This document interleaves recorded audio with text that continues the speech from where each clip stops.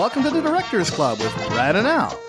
We are podcasting as one of the many sites and podcasts on the Now Playing Network. Here in each episode of Directors Club, we take a look at the films of a single director, their legendary classics, breakout films, personal labors of love, and hidden gems that may be found amongst their filmography. You can never tell what themes and connections to other films may come up when you take a look at a filmmaker's body of work. Come join us on the film journey. Hello, everyone. I'm Al. And I'm Brad.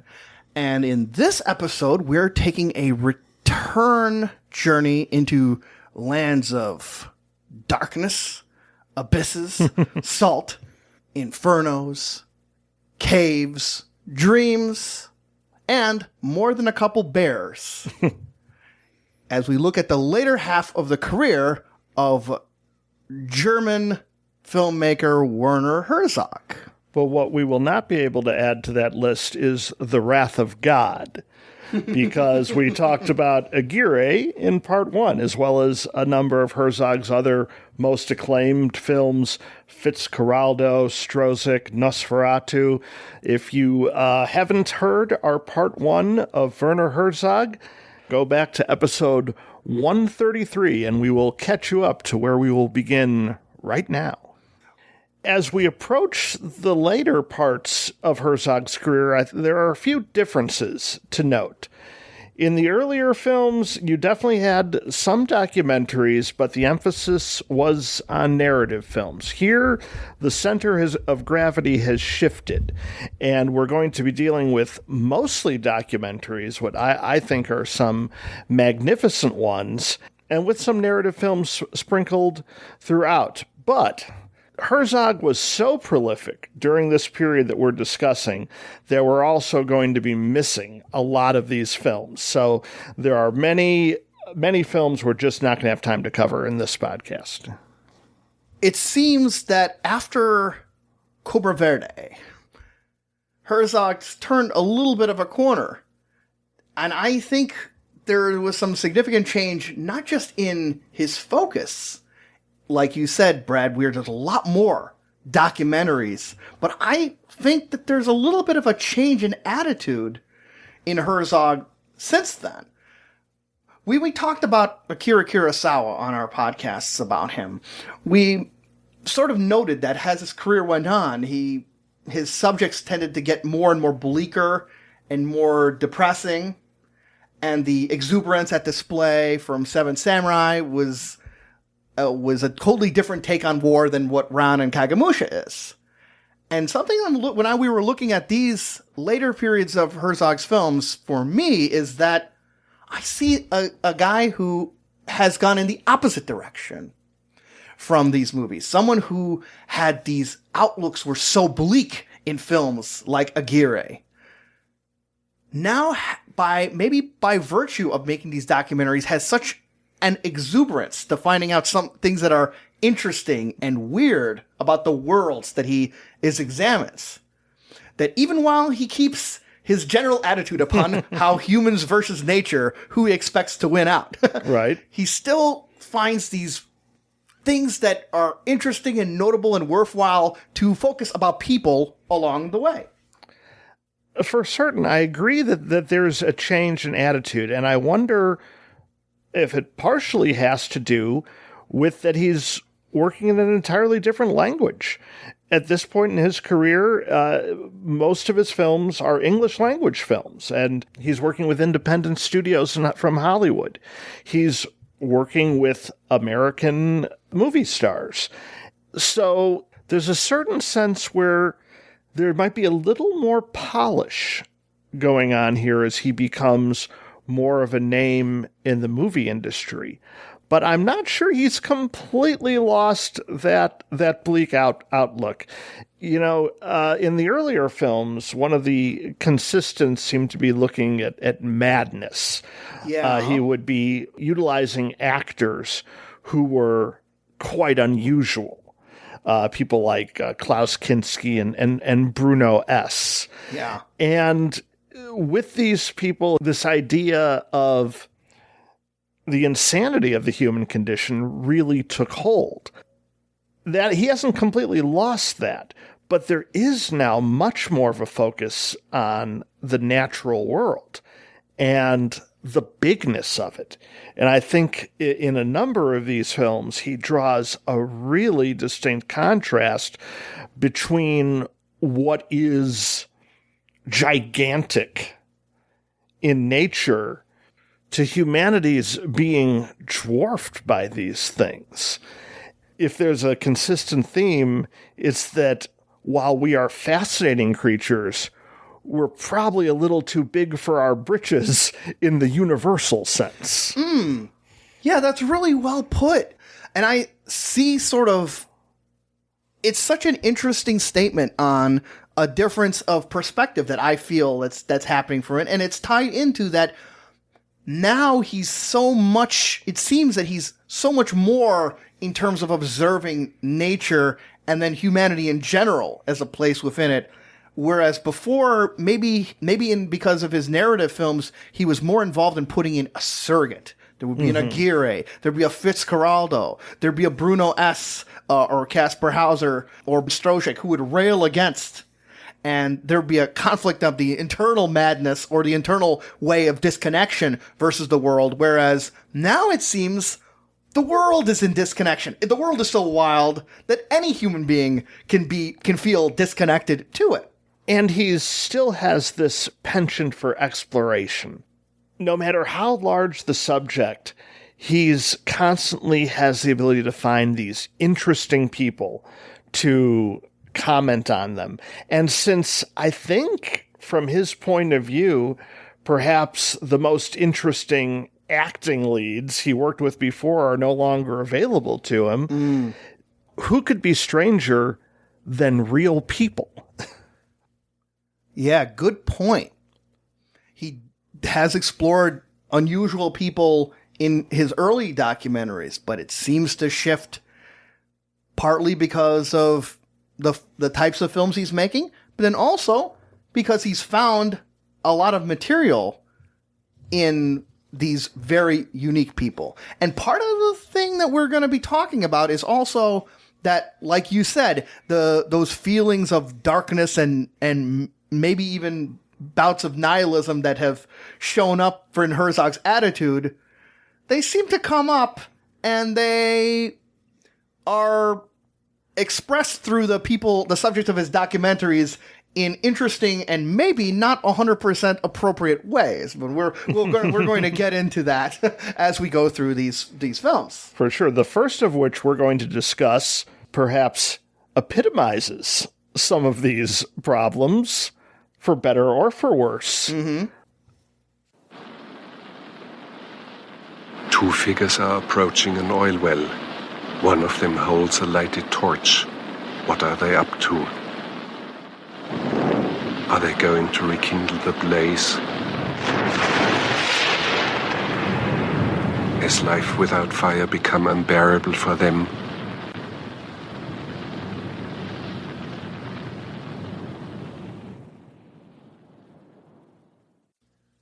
Lessons of Darkness, released in 1992, uses footage of the burning oil fields of Kuwait in the aftermath of the Gulf War with Iraq. The narration introduces these images to us as if we are instead observing alien creatures from another planet and how their planet has been ravaged by war and oil fires. So this might be Into the Inferno part 0.5.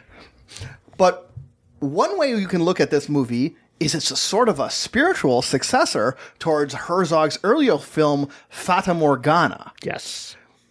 It's Herzog at the greatest desire of trying to present a weird alternate world by just using the real landscapes of where he's filming and using the very natural elements of sand and water and oil and, most importantly, fire.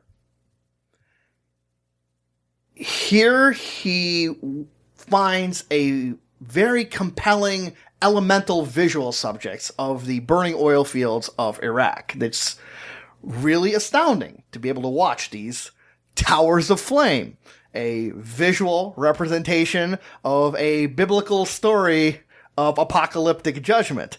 One that's not lost on Herzog as he breaks this film up into several chapters that each, I believe, have a quote from Revelation in it. And he does a trick akin to what Godard did in his film Alphaville in terms of by showing these areas, but showing them with just a little bit of an off-kilter perspective. Maybe a little too close up, maybe a little too far away. Several scenes have him swooping over derelict oil drums and burned over cranes and shot over tanks, but then the camera twists upside down to give you an unconventional image. Right. He uses this way of showing things we may be familiar with if they were filmed conventionally into an alien landscape. What he's doing that's amazing in this film is a complete decontextualization. He's taking images that mean something to us. They are historic images from the aftermath of the Gulf War. These oil fires really occurred. Saddam Hussein, in an act of war against Kuwait and U.S. forces, one of his methods was to completely just destroy these oil wells, and that led to this gigantic natural disaster that we see documented in this movie as if it were a documentary. But then Herzog does something different. He asks us to look at these scenes as if we were looking at another planet. He talks about the people who are, we see, they're the workers who are trying to keep these fires under control. But he refers to them as, who are these strange creatures? And what kind of society do they live in where these fires burn on and on? Those aren't direct quotes, but this is kind of the attitude he's taken. And so what we're forced to do is we have to look at familiar images from the time, and because he's taking us away from reality into a fictionalized place, we have to look at it with fresh eyes. Right. He does not elaborate in any detail of the societal, political, or historical causes which lead us to this fiery Mad Max type location. He just shows us the images and gives an abstract description of the people. The disaster had loomed and the fires were raging and people were scurrying to go and deal with this issue, and there were lakes of oil. Nothing would grow. It's taking these events and trying to sand off, ironically, the details to make it a mythic quality to these proceedings. Mm-hmm. Especially, I have to imagine, on a big screen, these oil fires and throughout the desert and the waters, and every image is so potent, and on a big screen even more so. There's a scene where we see what looks like a lake, and they say, well, everything that looks like water is oil. Yeah. You're familiar from reflections of water, but looks just different enough for you to feel like something wrong is going on here. While very little actual loss of life has happened during these destructions of the oil wells themselves, Herzog, through continuous quotes with Revelations and several interviews, or shall I say, quote unquote interviews that he does with people, is giving us the impression that thousands of people have lost their lives in a horrific apocalyptic tragedy. Right. And he's talking about war. He's not, but what he's not talking about is the Gulf War of 1991. Right. He's talking about an abstracted war. So we have an interview with a woman, I think speaking in Arabic, and we're getting translations because this is, I believe, a fiction film, and it's so interesting that I have to hesitate before I say that. In the case of this particular film, she talks about how her child's tears were oil. Right? I don't think that's actually possible. That actually is a little more believable than the part where she describes how the child has had a guy put his army boot on his head and then use all his weight to stamp on the kid's head, and yet the kid's head looks perfectly fine, which is not be the result of something like that actually happening. To say nothing of this particular touch, which unfortunately for me is giving me a little bit of the Land of Silence and Darkness kind of eye roll, where she says that since that moment, the child has only said one thing. The child has said, "Mother, I will never speak again."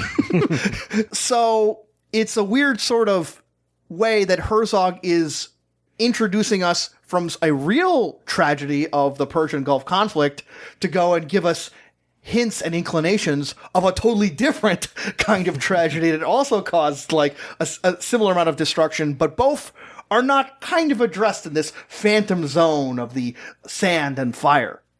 He kind of gives away the game at the end when one of the firefighters, they put out a fire, and then I think to burn off the remaining oil, lights a fire again, and then Herzog goes on some amazing kick about how, and these creatures can't live without fire. So once the fire is doused, they must start it again. So, I mean, you have two movies here. You have kind of the visual documentary and the narrative fiction. And I think this is an interesting way to kind of begin a discussion that's going to continue throughout all of the documentaries we're going to talk about, which is Herzog's playing a little bit fast and loose, more so here than anywhere else. And here I think it's less problematic because I think he's just gone ahead and made a narrative film. We're not supposed to believe anything that he's saying is fact. So I'm looking at the film as basically fiction. Mm-hmm. And on that basis, I found it fascinating and its images incredibly compelling. Mm-hmm. And I do feel that the same way about the imagery. Herzog has said earlier about how at certain points Herzog has said that he's put these details in the movies to quote-unquote get at this deeper truth and ecstatic truth to better or worse effect. And I want to give what might be a strange analogy to something about an earlier director we were talking about on the work of John Ford. And John Ford and to an extent Sergio Leone, they were so good, so great at being able to get this pure human feeling through the landscape that they do. And Lessons of Darkness is, I think, maybe one of the ultimate examples of a kind of fracture of what Herzog does. Whereas when you look at this image, you have these feelings that really resonate for you on looking at these elements in this desert with these columns of fire and what have you. They're very compelling. But it then combines with the look at the people who are in them, and that part becomes a little less believable or less trustworthy. There becomes some sort of distinction between the places that people go and then the people that inhabit these worlds. It's sort of they're pushed apart. And I think the way that the world and how the people react to them is maybe an interesting way of looking at both Lessons of Darkness and the future movies that we go on. I do want to add that I think that between this and Fata Morgana, I like Morgana better because Morgana shows humanity in not just these like little weird creatures in the world, but also it shows humanity in their weirdness as well. And the concluding thing about where the couple is playing these awful songs. And it also has more of a progression than in Lessons of Darkness, which works the imagery in a more consistent and even level. What the two films have in common is this idea of taking natural landscapes and viewing them through a science fiction lens. But there's a lot more emphasis on people in Fata Morgana, especially as it progresses. There are, like we discussed earlier, some interviews, some scenes with people, but really the vast majority of this film, there are no people in it at all. So the landscape is front and center. Mm-hmm. But now in his next film, which is ostensibly a documentary, the main subject is front and center in his film Little Dieter Needs to Fly from 1977. Start walking back towards this village. Of course, I was happy. I was thinking I'm getting my ring back. But I wasn't prepared of what happened next. We got in this village. Next thing, they find this villager. They just beat the hell out of this guy. And then they grab this guy's hand. Violently, they grabbed his hand. They put him on top of the table. They put his finger there. They chopped his finger off. I'm leaping back. The blood is squirting out. The finger's laying on the ground. The north knee bends down. He picks up this finger. He pulls off this ring. He sticks it on my finger. I was speechless. I had caused this misery. I felt horrible. He nodded to me. We turned around. We walked off. I realized right then and there, you just don't fool around with the Viet Congs. It's just a movie. Don't worry about it. And you still got your fingers and everything. This is chronicling the life of Dieter Dengler, a German immigrant who volunteered to fly for the Navy and was shot down over Laos near the beginning of America's involvement in the Vietnam War. Now, through interviews of a very specific nature with Herzog, Dengler recounts his time as a POW and his eventual harrowing escape. Right, now you said ostensibly a documentary. I would say this is a documentary. I think we're going to talk about a certain penchant Herzog has in his documentaries, which I wouldn't argue calling foul on, which is that he will occasionally, because he has points to make, ask his subjects to make those points for him. Mm-hmm. Now, this is cheating. Yeah. It's also being done by somebody who has an incredible sense as an artist. So there's a bit of a trade-off going on, a lack of purity, and frankly, most documentaries, to one degree or another, have a lack of purity. To call documentaries completely true is a bit of a slippery slope. Now, Herzog makes that slope more slippery than usual. Yeah. But I think what we're seeing in this film is the recollections and interviews of a fascinating man. And let's say that at some point through mutual agreement, some of the thoughts he expresses are Herzog's. Okay, that is happening. But we are also undeniably getting a sense of him as a person, of what he's been through, and the story he's telling. That's something that I don't quite get from this picture. Little Dieter Needs to Fly is taking a documentary form and using it in two incredibly fascinating ways that strike me as wrong and off-putting. One of which is Dieter Dengler himself. Dieter Dengler is a person who, and I don't have any particular reason to believe the basics of his story, has gone through just a phenomenally awful travail during his period of captivity. However, Dengler, in the course of him relating this, he often presents this in the most, not just matter-of-fact, but enthusiastic manner possible. There is just a smile on his face as he just describes it. Oh, well, we were walking around in the jungle and we didn't have shoes, and by the end of 2 weeks, our feet were bleeding, and then there would be these monsoons, and, we'd be all covered with leeches, and you just have to go and scrape them off. And the result for me was that I looked at this and like, I don't know how you can behave this way when a person experiencing 1/100th of the trauma that this person is describing to us so enthusiastically should have, by all means, put them in a coma for decades. Well, and we are talking about decades between the times of the events of the film in the late 60s Right. and the 90s when the film came out. So his happy-go-lucky nature seems to be something that's just his personality, which actually is one of the things that makes me even more interested in it, is because he does have this kind of unique personality, this unique way of telling a story. I don't think the movie presents him as without trauma, though, because there are some very interesting sequences where he, probably my favorite is where he keeps opening and shutting the door to his house. And he's like, see, I can do this. I can open and shut this door because I'm free. Mm-hmm. This is coming from a man who spent this time as a prisoner of war and could not leave, come and go.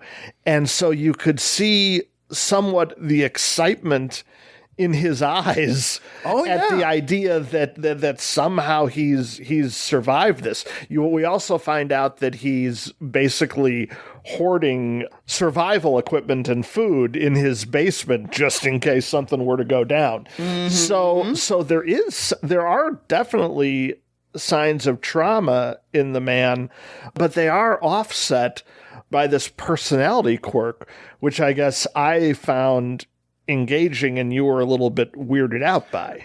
I'm very weirded out by it because there's so many people, and I think we've achieved an increased level of awareness upon like how when you go through a traumatic activity and how difficult it can be to go and express this. And so maybe it's even in relation to how things are open today and how people are so willing to express issues today, of a guy who's so completely open to express the most god-awful things that would have happened to him. And you're right that there are these hints that, no, wait a minute, he's not completely cool about all this. This isn't just a fun adventure he's relating, like not just a door thing, but there's a moment where, as part of his captivity, he nearly drowned by hanging upside down. And that's something notably where Herzog provides the narration. Mm-hmm. But that leads to the other really amazing point of difference between most documentaries. And I think it might be related to the first. That sense of weirdness that I'm describing about, like, how does a guy like this have such an open attitude to be so forthright in these atrocities that would cause another person to never tell anyone or even their closest relatives about what happened? What would lead a person to be so open? And maybe Werner Herzog decided that, well, let's see how open this guy is. Because part of this documentary talking about the life of Dieter goes to places in Dieter's life, which not only includes where he saw his first airplane and wanted to learn how to fly, but also includes the very jungles where he was taken captive, and includes him being tied up and run around in simulations of the very same torture procedures. Yeah. What in the hell is going on? This is where the film kind of becomes a documentary about itself. Because Interesting. because now this is weird that he was willing to allow himself to be tied up. And I think it kind of just speaks to his own eccentricness that he would allow it, because another kind of person, no matter how Herzog might have prodded, would not have even begun to entertain this idea. Now, I think the result, though, is a very powerful form of storytelling. Because he is so good at describing his experiences, he's probably been describing these for decades. So when he meets with these, we're not sure, are they actors? Are they just people from the local villages? Because they're actually holding weapons, right? As well. But per the instruction of Herzog and Dengler himself, because Dengler is kind of telling them how to treat him in order to visually recreate this experience. My favorite part of this sequence is where he's discussing an incident where a fellow got his fingers chopped off. There's this local whom he's kind of touching his fingers and saying, this horrifying thing happened. And you see the local is very concerned. We're not entirely sure that he about the language difference, but finally he just puts his arm around him and goes, it's okay. See, you still have your fingers. Everything's going to be all right. And he said that with such affection. And like, these are just human moments that makes the film's eccentricities worth it for me. I like that scene too, especially since, if you remember, it just follows that moment with the camera, Herzog's camera moving towards another person who's just cooking something off to the side, just right after, to just show, no, there's more of this world than this incredibly dramatic, traumatic story that Dengler is relating. And so I really like what you said about, it's a documentary that's sort of almost documenting itself as it's going. And I know I would love to see the documentary about the documentary of that said documentary, which consists of Dieter Dengler and Werner Herzog having the debate upon like writing out the contract of how much and how far he's going to go and duplicate these ordeals. Now you should be with Dieter. Would you mind being tied up? Well, I don't know. How about to be the leeches? No leeches. My sense, and I can only judge by what I saw in the film, is that Dieter did not have to have his arm twisted. Is that Dieter wanted so badly to tell his story that he found Herzog's creativity fit in with his own will to describe what happened. I mean, there's no way to know this for sure, but one of the things I think is just true about Herzog documentaries is the personalities we are witnessing. You can have people say things, but you can't present them as somebody other than who they are. When we talked about The Land of Silence and Darkness and the old blind deaf woman who helped people with more severe forms of the disease, we had some issues with things that she had to describe, but in the end, she was who she was, and I think the same is true of Dieter. The more I'm talking it over with you, the more I think that Herzog was so captivated by that this guy is going through all these travails and horrible situations while not having a Klaus Kinski type attitude or reaction to these things, that he was thinking, well, now wait a minute. What if I push him this far? What if I push him this far? At what point does he go, hey, the hell with it, Herzog, that's going too far? And in a form of a documentary, this is both not kosher as far as what we conventionally consider a documentary. However, I find it phenomenally interesting with how you explore, well, how these people feel and relate to events in their life and how willing they are to recreate events in their life says something interesting about their character. And I think at least this is maybe the earliest example of an approach to documentary that manifested itself tremendously well in a film a couple years back by director Joshua Oppenheimer called The Act of Killing, where he looks at different hired killers who were slaughtered communists and communist sympathizers in Indonesia, and then proposes they make a movie where they're the heroes, and you get to see them building this Indonesian version of Springtime for Hitler as they get in sets and props to go and recreate these awful crimes as if they were heroic events. And the result on that movie, which is an astounding experience, is to help us push us out of our comfort zone as to what are we really seeing? What is the true, essential truth behind these reenactments, or what do these people think is important? And I think we get the germ of that exploration of reliving the past in Little Dieter. That is a really good comparison. So next, Herzog will shift gears to a different sort of warfare. A bit of a more personal one. In My Best Fiend, released in 1999.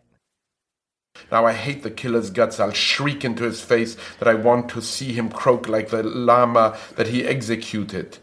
He should be thrown alive to the crocodiles! Exclamation point. The most venomous serpent should bite him and make his brain explode. No panther claws could rip open his throat. That could be much too good for him. No! The huge red ants should piss into his lying eyes and gobble up his balls and his guts. He should catch the plague, syphilis, malaria, yellow fever, leprosy. It's no use. The more I wish him the most gruesome death, the more he haunts me. Beautiful, yes.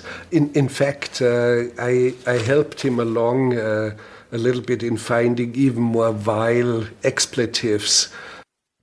It's a documentary looking back at the many collaborations between Herzog and actor Klaus Kinski. The on-screen drama of films like Aguirre, The Wrath of God, and Fitzcarraldo were rivaled by behind-the-scenes war stories of Kinski's notorious outbursts and Herzog's willingness to go to any length to complete his films. Whereas the Lessons of Darkness, we were trying to express how the movie shows the madness of the world.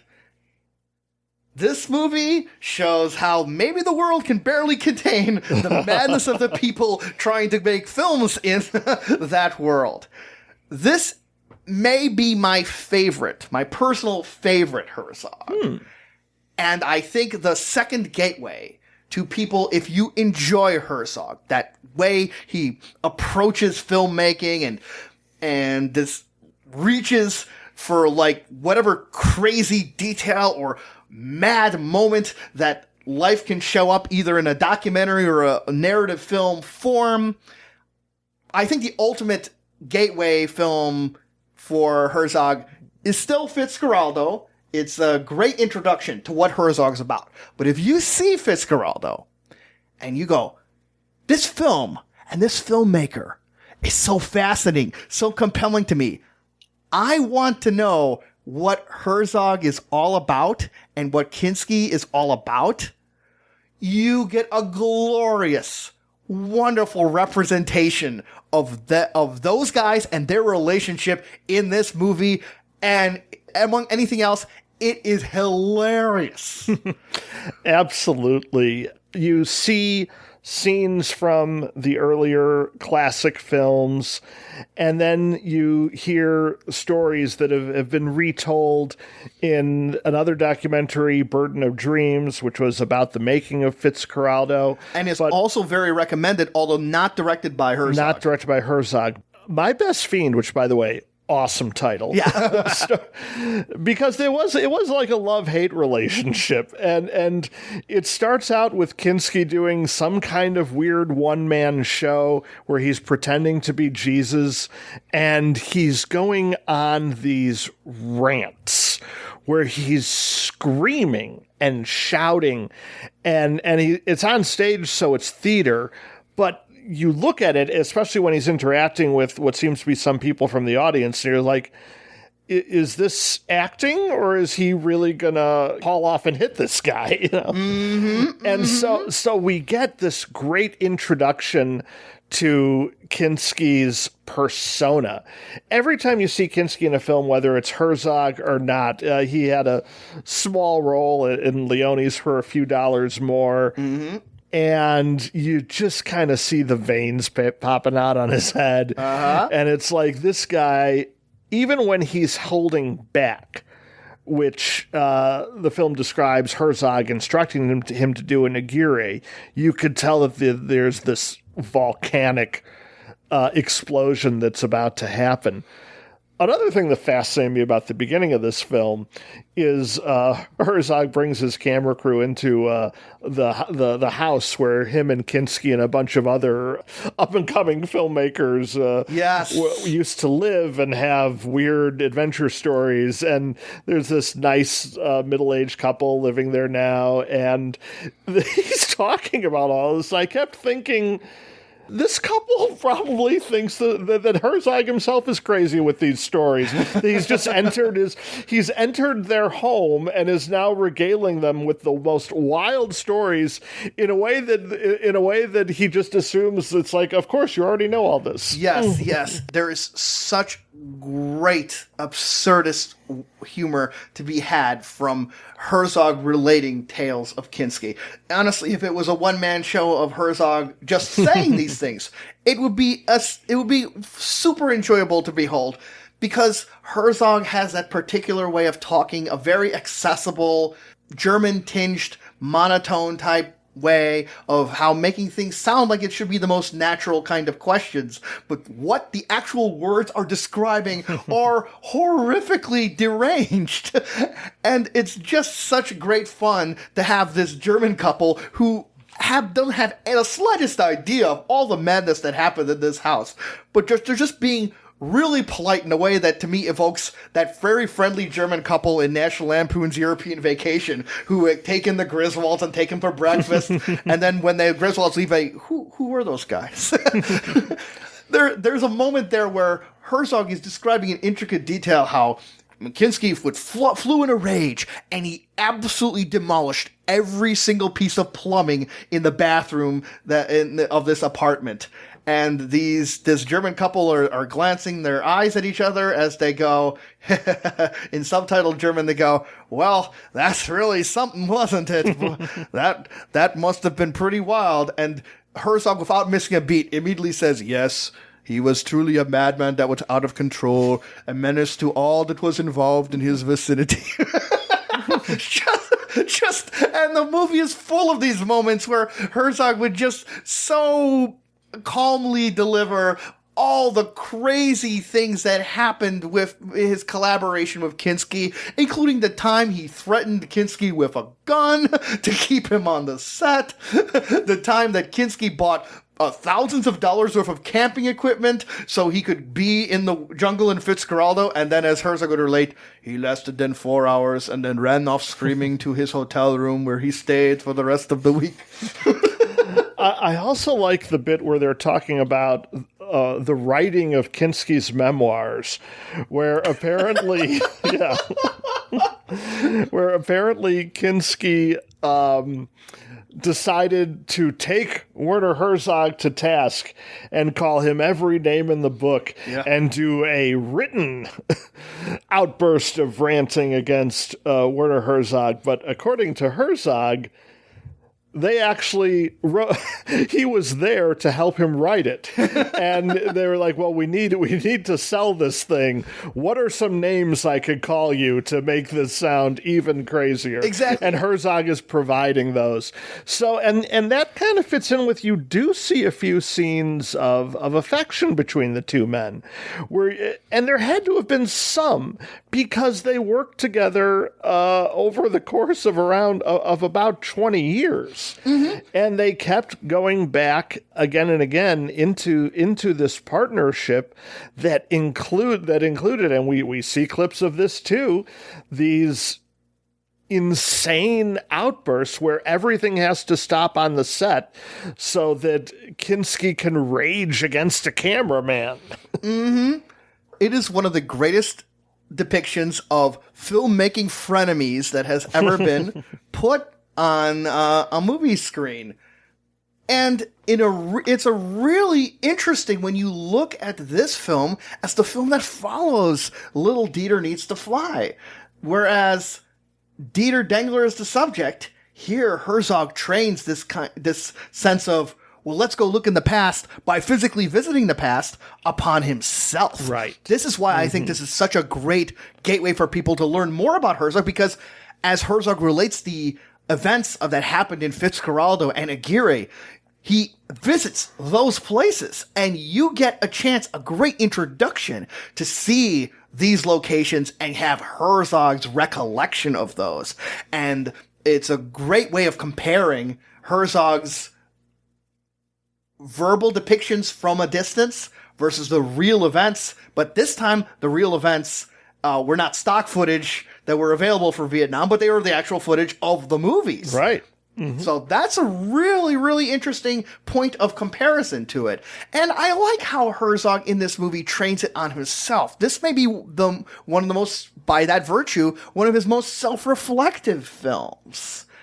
And he is, as we've described on this podcast and the other one, he is a fascinating individual. So he is a great subject for a documentary, and if he's the filmmaker about it, so be it. It's kind of not the birth, but the evolution of Herzog as a public figure. Because when all these classic films we talked about in part one came out, he was not acting in them. He was the behind-the-scenes presence. But starting with My Best Fiend and then blossoming in the next movie we're going to talk about, we get this Herzog the speaker thing. Herzog the person that people will do impressions of. And he is... You described it perfectly in that he's saying the most horrifying things in the kindest voice.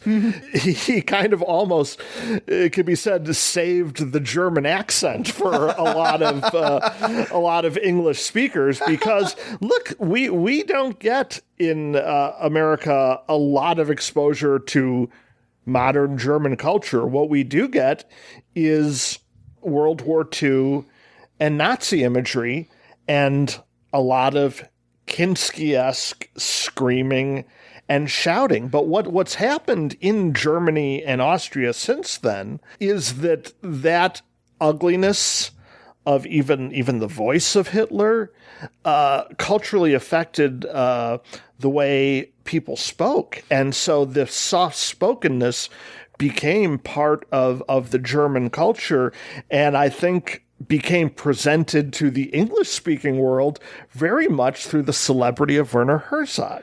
Oh, man, I think that was just a great point.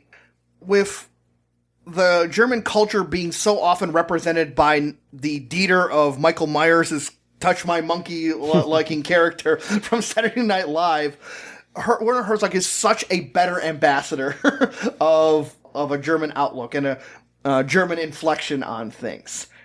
And I think you are absolutely spot on in this is a transition where Herzog makes us aware of his presence as a filmmaker, to an extent he did not do in his documentary subjects. It's a figure that sometimes documentaries are aware of that the people filming them are a presence. And here is the start of establishing the presence. And I think from here on, he becomes a presence in his documentary films. And that transition will never be more evident than in the next film we're going to discuss. Animals rule. Timothy conquered. Fuck you, Park Service.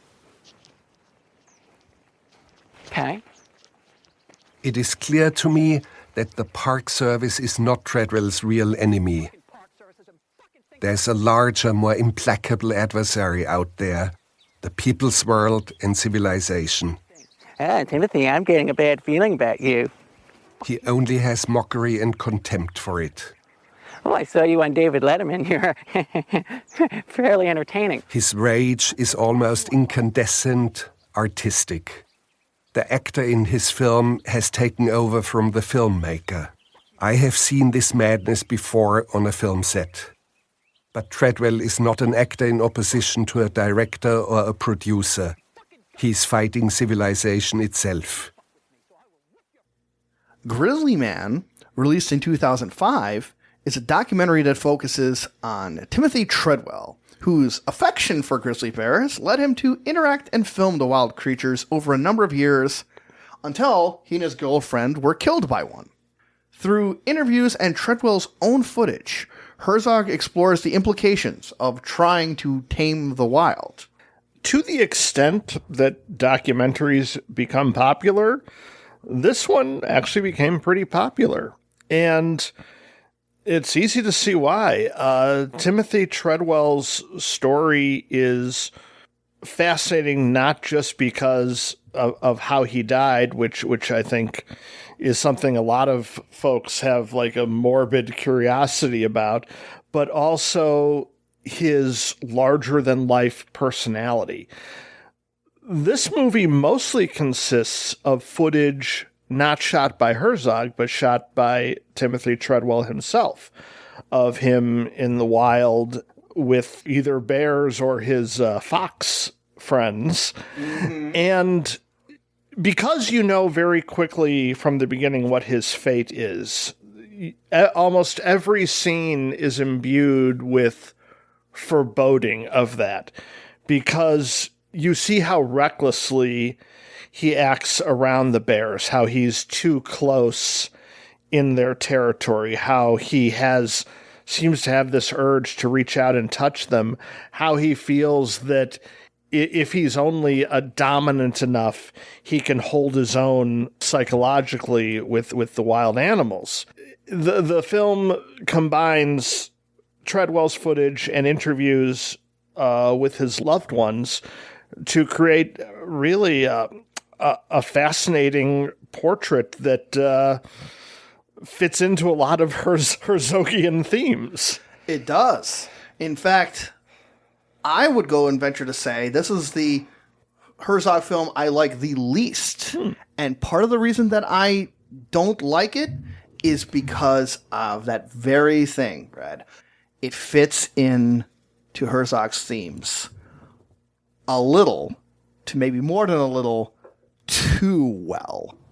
We've talked about how Herzog has shown a willingness to go beyond the ideals of a documentary, or some would say the ideals of a documentary, towards representing truthful things, to go to some deeper elements that Herzog wants to emphasize.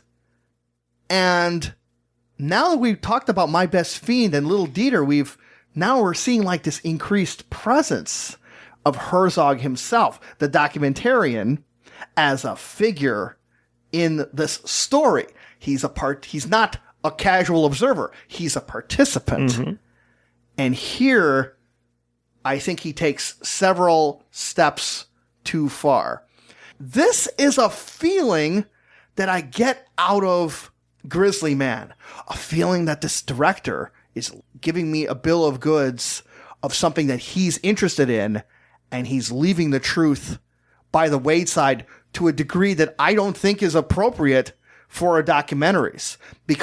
And why do I think it now? I just said that Dieter and My Best Fiend explore ways of looking at things in different ways and that you can enhance it. But here I kind of think that Herzog's altruism may betray him, because he has been so well focused in these films about, especially films on Kinski's, of madmen who are fighting against nature, but they are so foolish to think that they can control it, and nature will ultimately defeat them. Which just so happens to be exactly the story of Grizzly Man, to the extent that Timothy Treadwell's blonde hair may give him a Kinski-esque resemblance, as well as Treadwell's periodic rantings, which, to be fair, he filmed himself. And I really want to hit that point home, because I think that this is the film where you're raising the most objection is interesting, and I have to defer with you on it, is because Herzog has the least opportunity for this kind of manipulation, because so much of the footage is of Treadwell, is shot by Treadwell. There is no Herzog influence on these footage. There is certainly the decision of what footage to show and what footage not to show. But even if we assume that the footage on the cutting room floor is of Treadwell being eminently reasonable and professional, which I somewhat doubt based on the footage that we have seen. But yes. But based on that footage, I think I cannot blame Herzog for having found a subject that really does fit into those themes. I don't think it's forced. Treadwell is the definition of a man who doesn't understand his place in the natural world. And he's not presented all negatively. Herzog respects his sincerity, respects him as a filmmaker. There are points when he does try to indicate that this was a loving, good-hearted individual. But it's very hard to see the Treadwell footage and not come out with the reaction that this was a man who was reckless, did not understand the environment he claimed to be an expert in, did not understand the animals that he had so much affection for, which led not only to the tragedy of his own death, but of his girlfriend as well, who was very much an innocent victim in all this. Oh, to be sure, that the girlfriend had by far received the worst of it by expecting an area of safety or an atmosphere of safety that Treadwell was not equipped to provide, to say the very least. But I would beg to differ for you on the idea that Herzog fairly engages on his subject, because while showing certain footage that Treadwell had filmed, most charmingly a fox his fox friend running after him, Treadwell had just captured the fox running up while the camera was upside down, and it just is just this wonderful vibrancy of nature that you would almost expect out of a very meticulous Disney animation, and yet there it just seemed to sprout out right from the film itself. So that was very wonderfully depicted. But as the film goes on, Herzog just gives in more and more details on Treadwell's life to strip away any veneer about this guy as being a competent, knowledgeable individual, and as just a mad, crazed, attention-getting fool. From the interview with one ranger who said that everyone was angry at this guy for his antics, to pointing out that he was on his medication and then he had not had his medication for months, thereby giving a chemical out, at least as I see it, to say, well, see, he wasn't on his pills, so of course he went crazy. And then a coup de grace moment by the end where he points out that Treadwell was not his real name, and he had auditioned for the role of Woody. Not even the dumb bartender from Cheers, but the replacement dumb bartender from Cheers. Just was a little bit of a thumb on the scale for me, just to say, look at this guy. He's just there to just get out attention, and when he couldn't get it in Hollywood, he just found another way to do it by interacting with these bears. Well, I don't think that's what the film portrays. I do think all those details you give are fair and are true. All of those things really did happen. And I guess the question is, how harshly does Herzog judge Treadwell? And I think the answer is harsh, but not as harsh as I think you're describing. Because I do think that he allows moments of humanity in, and he allows us to see his sensitive side and his vulnerable side. But just as that side of a person is probably less important in one's job and in one's passion of protecting wildlife, particularly wildlife as dangerous and deadly as grizzly bears. The bottom line for me is how he behaves in pursuance of his interaction with these bears. And there's just ample evidence of gross irresponsibility that he does seem in many scenes to be particularly unhinged. Herzog didn't make that up. He really was unhinged in that footage. Now, there may be other footage of him being perfectly rational, but if you cannot maintain any kind of rational, professional distance in the company of grizzly bears, then the tragic result is not surprising. Yeah, but I think what key is that any professional distance of between these bears, but the any that you and I and people viewing Grizzly Man is the choices that Herzog made. And Herzog also explicitly made those choices to not, for example, lead with the idea that Treadwell was a failed Hollywood actor, or that the park rangers had misgivings about his mission, but he methodically does this. At least that's something that I feel, that he puts those at certain moments in the movie to diminish him and make him more and more foolish. But importantly, more and more of the classic Herzogian human fool raging against nature, thinking that he could tame it. In a way, I think that impulse that got him to look at Dieter Dengler's enthusiasm towards relating his story and going, well, how far can I go with this? How far can I push his enthusiasm for relating this story? I think he found a similar impulse in Grizzly Man. And the idea, well, I see this Aguirrean impulse towards I can go and control nature in a way I can't control my life as a would-be actor in Hollywood. But then, to maybe not the film's detriment, but I think to the documentary's detriment, I think Herzog pursues it too much to just show a land of chaos and madness to an extent that doesn't quite do service for the real guy. When I first saw Grizzly Man, I did not know the story of Timothy Treadwell.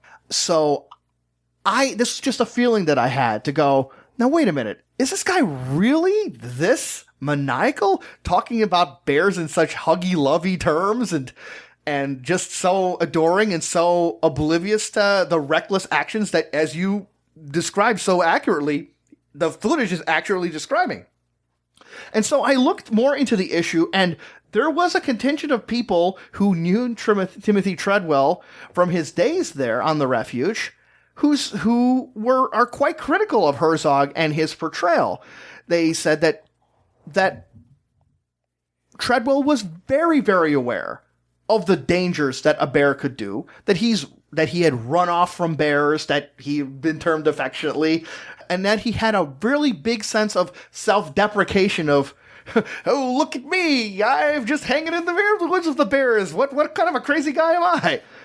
None of which of that self-deprecation is really evident in Grizzly Man. It's a guy who's very, very dedicated to his bear-based mission, who later has the motivations of the bear mission kind of stripped away from it. Now, but to Herzog's credit, actually, he did film, and I know there's on at least some editions of Grizzly Man, he actually filmed a documentary of those very people to provide a voice for such criticism for Herzog's perspective. Yeah, I would imagine were I friends with Timothy Treadwell, probably continued grieving over his loss, that a documentary that had critical elements might rub me the wrong way as well. And so I understand why there would be people in his life who would object like that. Although his parents are part of the documentary. His ex-girlfriend, who seemed to be one of the closest people to him, were part of the documentary. And by its very nature, a documentary never portrays the complete story. Every documentarian has to make a decision of what to leave in the film and what to leave on the cutting floor. And I have no doubt that Herzog's themes were part of his considerations in those decisions. I also have no doubt that as a documentarian and as a filmmaker, he is within his artistic rights to make those decisions, particularly since what we are seeing is clearly unaltered footage. I think we're getting to the real heart of like this potential of the dangers or things that people need to keep in mind for the documentary form. Like, you're right. He didn't edit it. He didn't cut these things, these individual scenes, to make Treadwell look bad. But there is a potential for other footage that, just by virtue of all the footage that Treadwell made, that he did not make. And then you introduce this other element, though, which is when Herzog shows footage of the various other people involved in Treadwell's life. And this is footage that Herzog does. And I have found, when I watched it, that Herzog gives the same slant. The idea that Alaska is this wilderness full of fools and madmen embracing chaos and leaving themselves bereft within its wake. And I felt that from character to character to character. From the helicopter pilot whose mustache is just a little bit too bushy, to this doctor who performed the autopsy, who manages to film these entire scenes, both being very enthusiastic and never, ever blinking, as he just describes in a voice like Ben Stein from Ferris Bueller.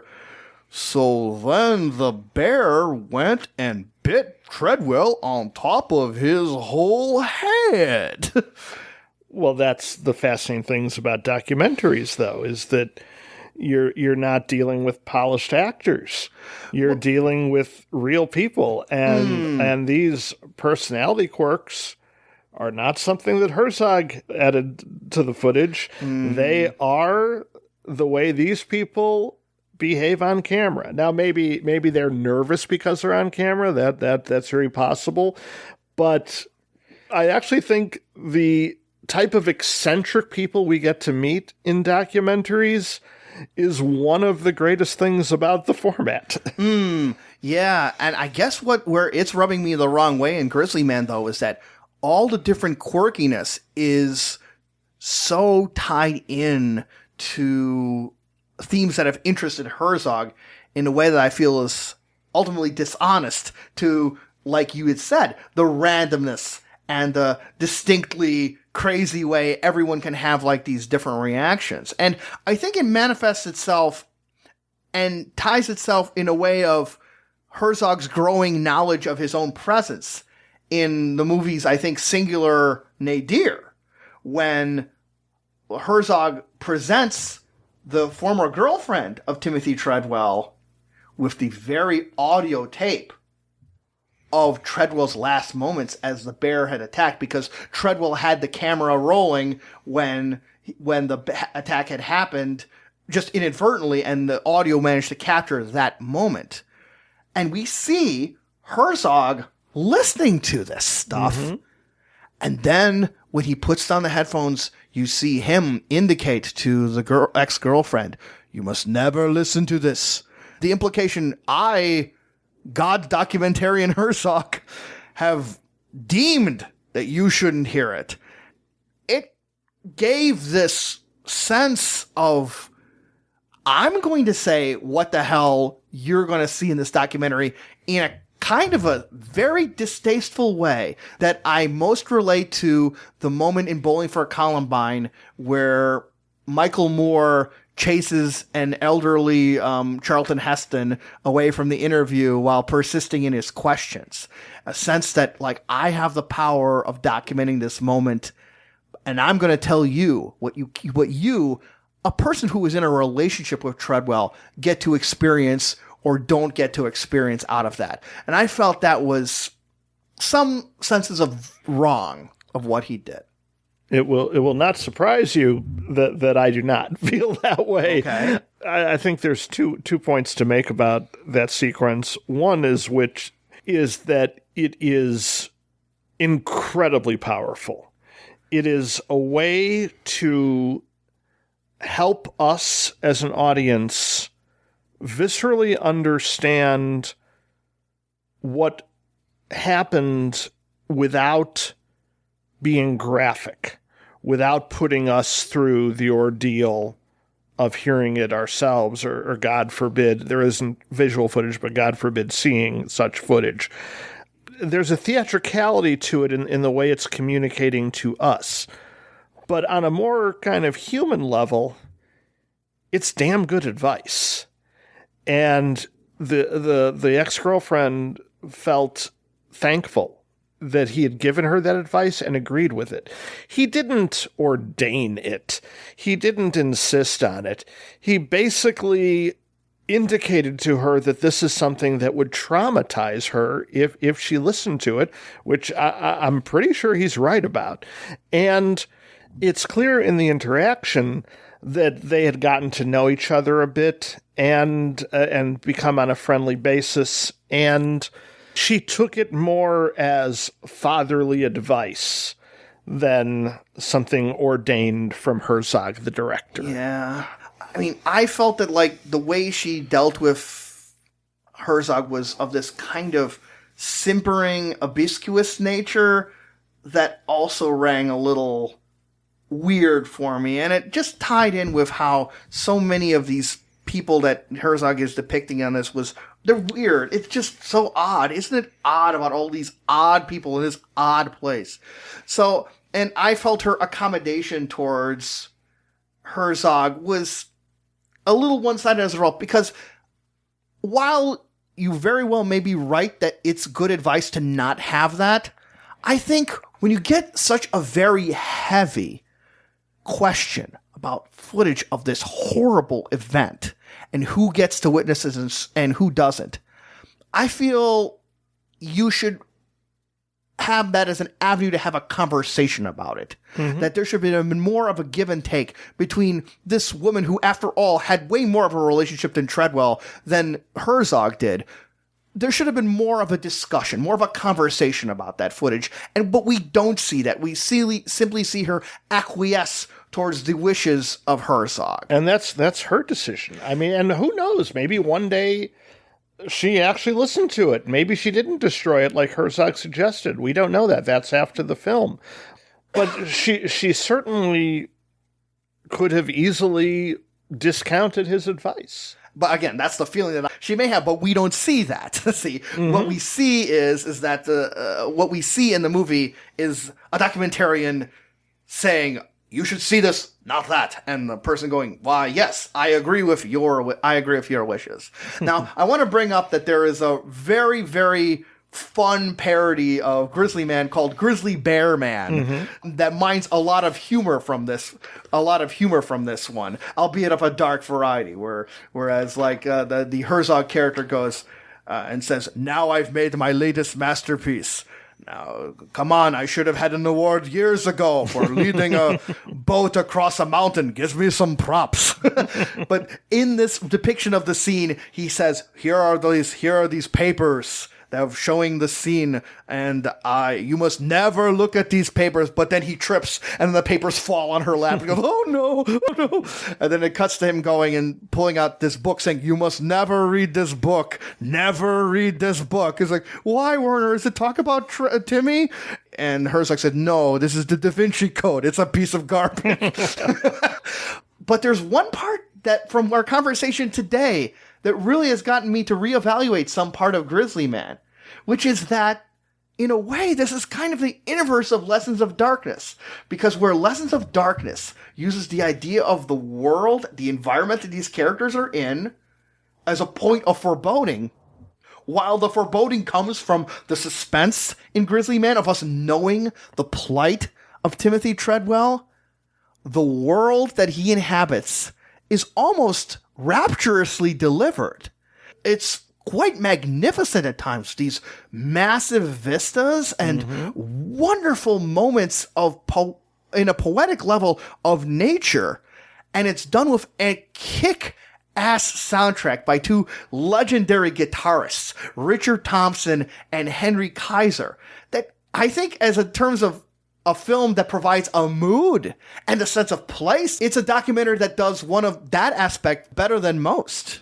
Absolutely. The new footage and Treadwell's footage are very complementary to each other, and we're debating the ethical ramifications of a lot of this, but I think we agree, just as filmmaking, it's something pretty spectacular. One moment that I think shows Herzog's wisdom as a filmmaker is the controversial scene we just discussed, is followed by an epic battle between two bears, full-size, ferocious grizzlies, where you, for the first and really for the only time in the film, see them in full fury. And then, without being too literal, we see, oh my God, if these bears could do this to each other, what could they do to a person? Yeah. And by the end of the film, it with a really charming song that I believe was composed by the helicopter pilot himself, I think we turn towards a level of doomed romanticism for Treadwell for all of his misguided attitudes about nature. At the very, very end, Herzog makes explicit what I think he was trying to effect, and I think effectively, successfully drew in by showing these landscapes, is to show the sort of majesty of nature, something that would draw a human in even to his doom, that he was something that he was implying through the landscape and the music and the presentation of this part of the world. Herzog makes compelling and gives us a sense of what may have put in Treadwell, sort of the positivity that Treadwell tread recklessly into. Well, we will not have to be too concerned about the ethics of documentary filmmaking as we discuss our next film, because it is not a documentary. It is Rescue Dawn, released in 2006. Yes. I'm an American citizen, and I love my country. But why are you in this war against us? I never wanted to go to war. I never wanted to go to... I saw enough as a child. I only wanted to fly. Then you should sign this. Condemning the imperialistic aggression of the corrupt and debased political establishment of the United States. What else would you call it? Against innocent children and the peace-loving working classes. No, I cannot sign this. I cannot sign it. If you sign this, we would be your friends. You could be released in 2 weeks if you promise. I cannot sign this. It's against my, Your what? I mean, what is in here? What is in here? I love America. America gave me wings. I will not sign it. Absolutely not. No way. It's a narrative film retelling the events described in Herzog's documentary, Little Dieter Needs to Fly. Here, Christian Bale plays Dieter, and Steve Zahn is his fellow POW Dwayne, both of whom escape from their captors, only to face further perils in the jungle while hoping against hope to be rescued. While this isn't a documentary, this is an amazing comparison to Little Dieter Needs to Fly. And what I think makes it so amazing is it takes those things that were missing, that could not be portrayed or wouldn't be portrayed in Dieter, and in a fiction film makes them viscerally powerful and present through what I think is some really effective filmmaking on Herzog to show the squalor and desperation of these POWs in their plight. I do think it's effective filmmaking. I think the jungle scenes have a sense of reality. The danger the prisoners are in is palpable. But at the same time, I think this might be Herzog's most conventional film. There have been a lot of Hollywood films about Vietnam, about POWs, everything from The Deer Hunter to Platoon that came before this. I don't really mean this as a criticism. I think it handles the material very well, but Herzog usually offers us things we have never seen before. And maybe that's an unfair standard to hold him to, but I felt that wasn't happening here, and I felt that more so after watching Little Dieter Needs to Fly. And I guess we have somewhat inverse opinions on the two films as compared to each other. For me, the documentary is far more powerful than the narrative film. So my advice is to see Rescue Dawn first. Because for me, I had much more appreciation for it when I saw it before having seen Little Dieter, because that unique personal touch that we discussed in the earlier film is transferred into a more conventional film language here. And if you haven't seen it, you don't know what's lost in the translation. But I found the film more conventional based on having seen Little Dieter Needs to Fly. Uh-huh. Now let me ask you, did you see Little Dieter first, or did you see Rescue Dawn first? I saw Rescue Dawn first. It never was one of my favorites. I always thought it was a good, solid film. It didn't blow me away, but I find myself a little bit harsher on it with my last viewing after having seen Little Dieter Needs to Fly. Okay. I also saw Rescue Dawn before Little Dieter. When I saw Rescue Dawn, though, I was already familiar with Herzog. I was familiar with Herzog's interests. I was familiar with how Herzog would be able to dive in to a horrifically chaotic environment and work his way through, or see what happens on his way through.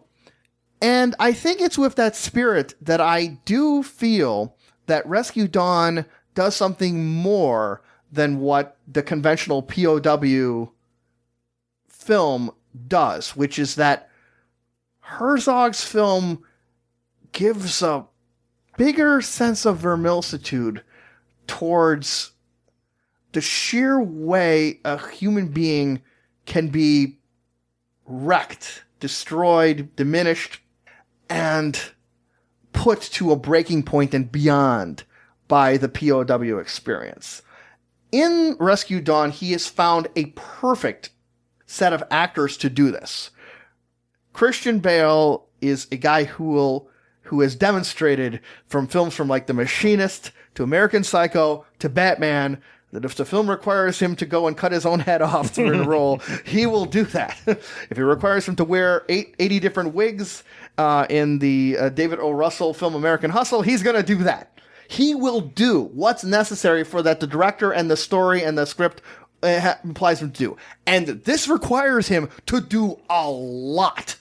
It is such a fascinating comparison to see Dieter Dangler in Little Dieter as while he is tied up and he's chased through the woods, it's still the actions of an older man attempting to duplicate maybe the sense memory of these things, and to visually witness Christian Bale get more haggard and drawn and scrawny and dirtier as the events of the movie goes on, to watch him literally get depicted through these torturous events, which include him being dragged behind by an ox.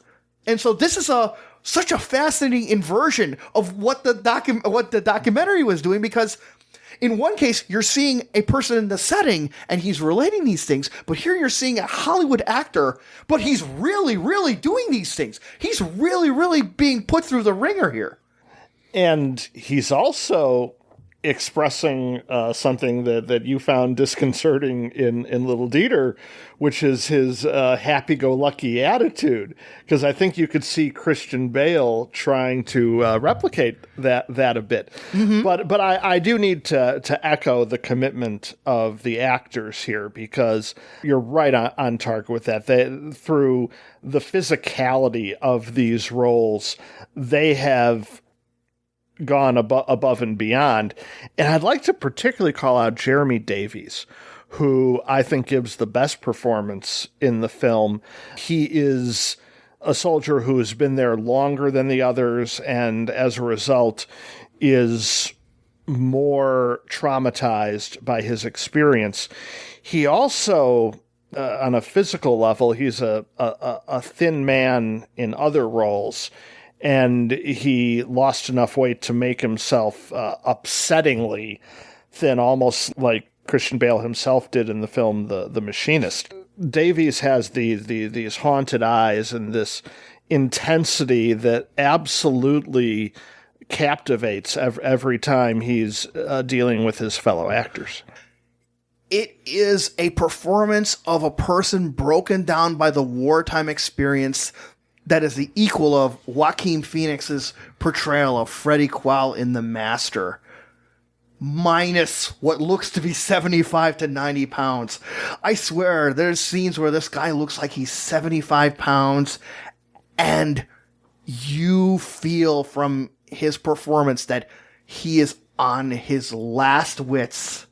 Oh, and he is bouncing between extremes of a sheer survival instinct to mistrust, to desperation, to just sheer non-awareness of where he is. He is an example of humanity at its last rope in this particularly horrible situation. It's astounding to watch, to an extent that you literally straight up worry about him, and you're just think, God, I hope the guy had a cheeseburger when he was done. One would hope, yeah. Yeah. Yeah, no, you're so right about Davies. It is, and even though, like, Bale is no slouch in the self-degradation department. And they all do. Steve Zahn also lost tremendous amounts of weight for the role. He's very effective dramatically, yes. Yeah, and I think the acting is the film's best feature. I think everybody viewed this as an important film and something they were willing to sacrifice their own personal comfort in order to deliver these amazing performances. And Herzog is always going to be able to film the jungle in a compelling way. Now, is it as compelling as he filmed it in Aguirre, The Wrath of God? I would say no. But at the same time, there's never a question of, is this on location or in a studio? This is Herzog, again, utilizing his location. Yeah, if you could take that essence of the madness of man in conflict against nature that Aguirre did so well, and put it as a spice form, and then you sprinkle it on a POW story. That's kind of what I think that sensibility enhances.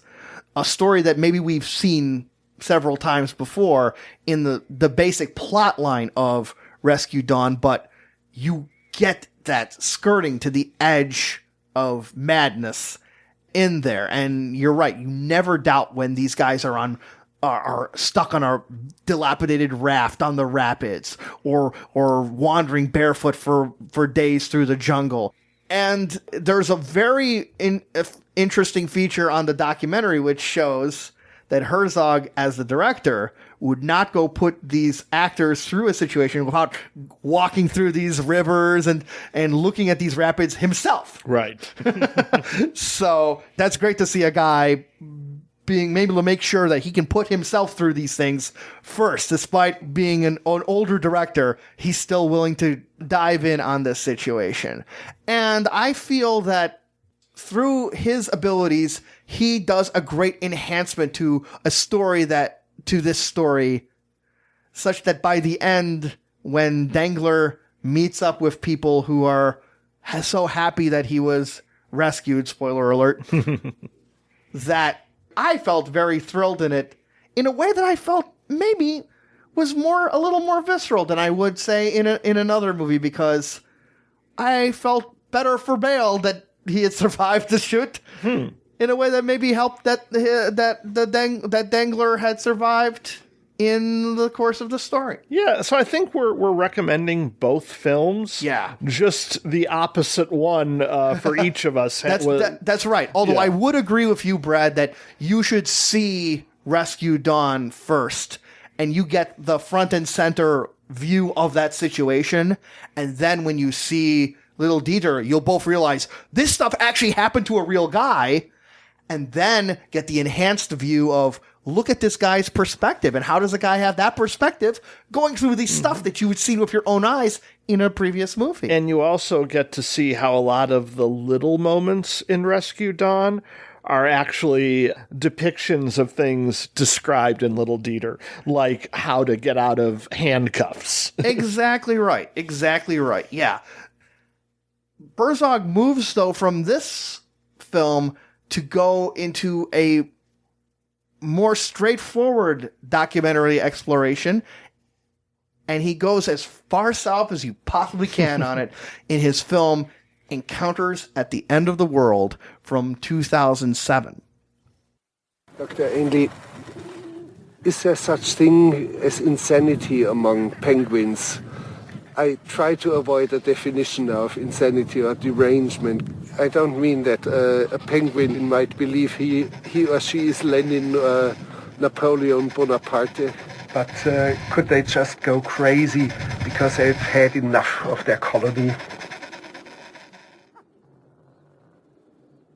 Well, I've never seen a penguin bashing its head against a rock.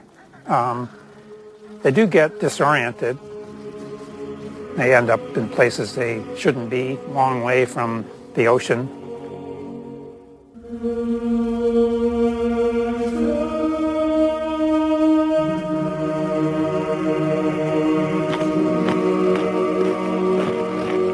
One of these disoriented or deranged penguins showed up at the New Harbor diving camp, already some 80 kilometers away from where it should be.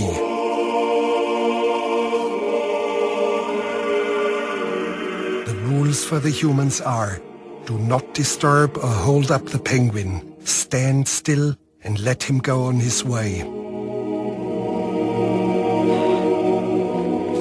And here he's heading off into the interior of the vast continent.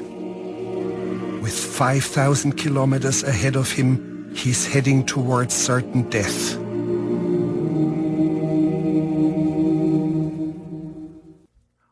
Him and his team go all the way into Antarctica to explore the frozen wilderness on icebergs and under the sea, while at the same time introducing us to a varied group of scientists, researchers, and others who have made the South Pole at least their temporary home. So this film becomes kind of a template for a lot of Herzog's films to come, kind of what we might think of as a nature film, the kind of thing you'd see on PBS or way back in the day from Disney. Yeah. But with very distinctive Herzog touches. And when Herzog has Antarctica to work with and gets to send his divers underwater and follow the seals and look at the glaciers, what he did so extraordinarily earlier in his career in using the environment to solidify a time and place, he's able to do through these exotic locations, which his camera has such a keen eye for. But then he does more, because he continues personalizing it. He's, again, the main character in his documentary. He's talking about what he expected to see versus what he's seeing. So the first thing we see is this, basically an industrial camp of workers and people who have come from all different walks of life, mostly scientists and researchers, in order to either fulfill their career goals or sometimes just to fulfill their personal desires. One person said something to the effect of, if you shake people up enough, they'll all end up falling down as far south as possible. Right. And so right. It's very cool how Herzog combines the majestic imagery with these human stories. Yeah, as we're talking over on these films of Herzog on this episode, that dichotomy I find becomes very, very prevalent in this one. Herzog gives you these astounding imagery of Antarctica, many of which you had never seen before, and even takes the notion of as he calls it, the fluffy little penguins, and gives it a dark twist. There is a really astounding scene of this little penguin guy who has been misdirected to where the water is, but the scientists are trained to not interfere. Mm-hmm. So this cute little penguin is flapping his arms as he's walking, as Herzog relates, he is walking 2,000 miles inland where he will surely perish. But yet it looks really cute, but it's such a vast white wasteland where he's doing this fun waddling. This film came out shortly after the more family-friendly nature documentary March of the Penguins. Mm-hmm. And that seems to have been on his mind to treat the penguins somewhat differently in this film. So he had two questions he was very curious about. Is one, are there gay penguins? And right. Two, do penguins go insane? And the researcher had to kind of clarify what exactly he meant by that. Yeah. And Herzog seemed to have a very particular image of what he thought penguins going insane might look like. Mm-hmm, mm-hmm. I have to admit, I do get a sense that Herzog had a similar attitude in mind for these people in Antarctica that he did with the Alaskan denizens of Grizzly Man. But I think it works a lot better here, both because he's talking with more people who are more distinct in their attitudes, but also because he is so effective at showing Antarctica as a region which is not just vast and full of wild nature that we understand, but to show it in a way that it has sights and visions and wonders as in a place we can barely even try to understand.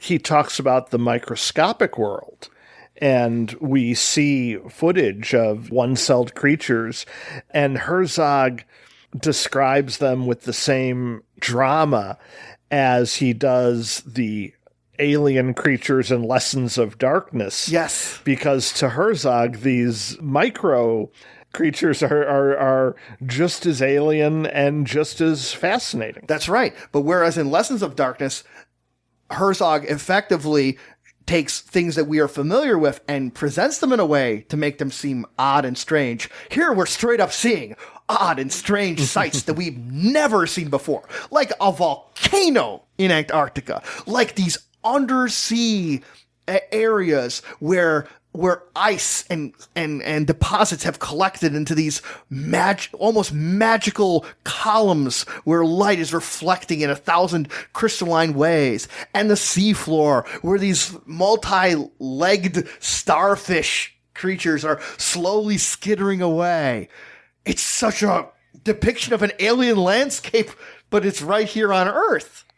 And in the result of viewing these things, the oddball relations of these people, first off, only Herzog would consider to interview the bus driver to the Antarctic base. Right. Who has a very Herzogian story about how, he nearly got killed, and maybe one of his fellow people, when he was running a bus in Bolivia, was not so lucky.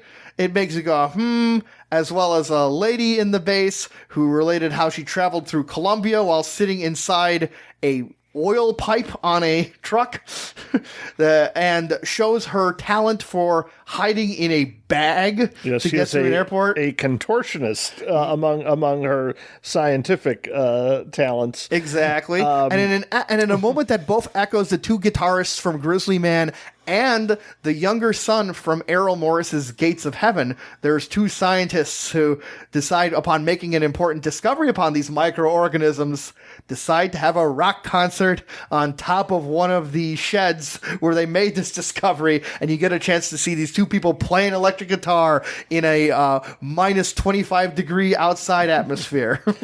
What I think this hammers home is how useful being a great director of fiction films is to being a great director of documentaries. I find the same thing is true when Martin Scorsese and Spike Lee move into documentaries. Okay. They are so good at it, but maybe in a little bit of a different way than somebody like Errol Morris or the Maisels would handle, because they understand the flair for the dramatic. They understand what becomes cinematic. So when you talk about those guys who take their instruments and start playing up on the roof in the middle of Antarctica, this is not just something that is true to their characters, but it's cinematic and wonderfully contrasts with the natural wonders we're seeing. So this is really a complete film, and I think one of Herzog's best. Mm-hmm. And one of the ways it's so great is it's a way that he makes the idea of people being lost, I think, by working it in a more symbolic way. Therefore, I respond to it a lot better than what I feel is like exploiting a person's life to a degree that he did in Grizzly Man. Because the element of tragedy isn't present here. It's yeah. But it opens up to this idea of tragedy, because you don't see, in the penguin example I delivered, you don't see the penguin perish, but you know that that's what's going to be the destination. And there's a really cool scene. Once again, only Herzog would decide, if you're going to go to a far-off land, you're going to film the orientation of how you have to adjust to that land. And that is where you have to adjust to what happens when it's supposed to be a raging blizzard outside and you can't see your hand in front of your face. So you have to practice this stuff. And how do you practice it? Is that everyone has to be in line, a single line on a tow rope. Mm-hmm. And to simulate the blizzard environments, they all wear these standard white paint buckets that all have different cartoonish eyes and noses. And so you're in the absolute bright daylight of a beautiful looking, although I'm sure to be very cold, Antarctic morning. You see this line of people, all with these different buckets, moving this way and that, to try and make it to this outpost that they're nowhere near, even though it's in reality only about 50 feet away. To me, this is a crazy analogy, but I'm going to throw it out there. It's this crazy way of taking a Herzogian theme to the guys running along the ridge from the Seventh Seal. and it's just right there in front of us, and gives us this impression of how it feels to be lost and out of control, but in a humorous way, in a thoughtful way, maybe a more conceptual way. And maybe that's why I more respond to it than in putting in the details of a person's life. And he is just so able to take these basic materials, and maybe more on the natural materials, and make it seem strange. Just like two things that come to mind for me that I want to relate upon encounters, which, by the way, you should see just in terms of the travelogue on Antarctica. You've never seen Antarctica like this. One is which they go to this volcano. And there's one guy just describing that, okay, every so often, the volcano erupts. Mm-hmm. Hot rocks that fly in. And as he calmly relates that what you need to do is just always watch these giant pieces of rock and then just step to the side. Just step to the side. But what you shouldn't do is react like a normal human being, which is to run or cower or crouch. No, you should watch it and then just step aside. See, it provides good safety tips as well. So yeah, and then and then the other moment that comes to mind is when they go to the seals, and the laboratory where they're doing these experiments is on the ice. So while they're doing their scientific tasks, every so often you can hear some cracking, and you can hear some strange noises. These very odd sounds that may seem almost like they come from a theremin are the reality of the seals fighting and feeding and traveling under the ice mass. And these sounds are so haunting and strange, yet they come from the point of nature itself. Yes, and he also brings in another element of danger, which is he discusses climate change. And as we're seeing this, he's talking about how the ice masses are dwindling and discusses with some of the scientists things that have only become more and more obvious to all of us in the years since the film came out. That's right. There's a charming moment where Herzog relates that many of the scientists just treat it as a point of fact that humanity has a very limited shelf life on this planet due to the changes that are happening in our world. And in one moment, he shows how one of the scientists shows these 1950s apocalyptic movies like Them are being played. And so the camera curves around as these scientists are watching the giant ants ravage the landscape, when the things that they have witnessed could scarcely be more strange than what they're looking at. So if there's anything stranger than microorganisms, it might be Nicolas Cage at full cage. Which brings us to Bad Lieutenant, Port of Call, New Orleans, released in 2009. Why are you going to take what belongs to me? Well, there was a time when I wouldn't have. I would have taken what was mine and left the rest on the table. But you see, I never got rich enough to retire. I'm stuck doing this shit. And I'm not young anymore. So now I don't leave nothing on the table. Pick it up.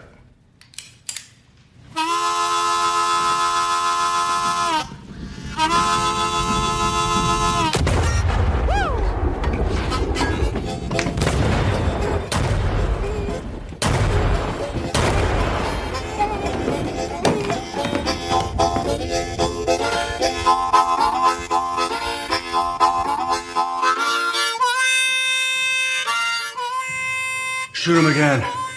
What fool? His soul's still dancing.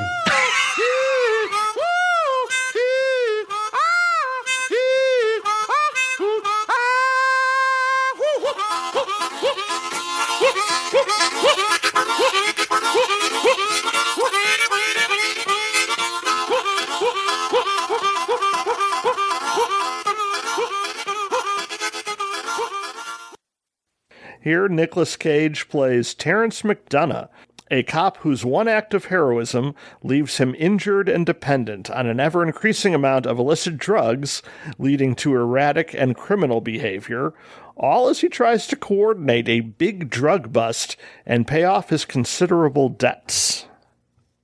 Now, on paper, if you know the history of this movie and the movie's subject, and you look at this cast list... you could almost be just overjoyed with excitement, especially the more you are a Herzog fan and a Nicolas Cage fan.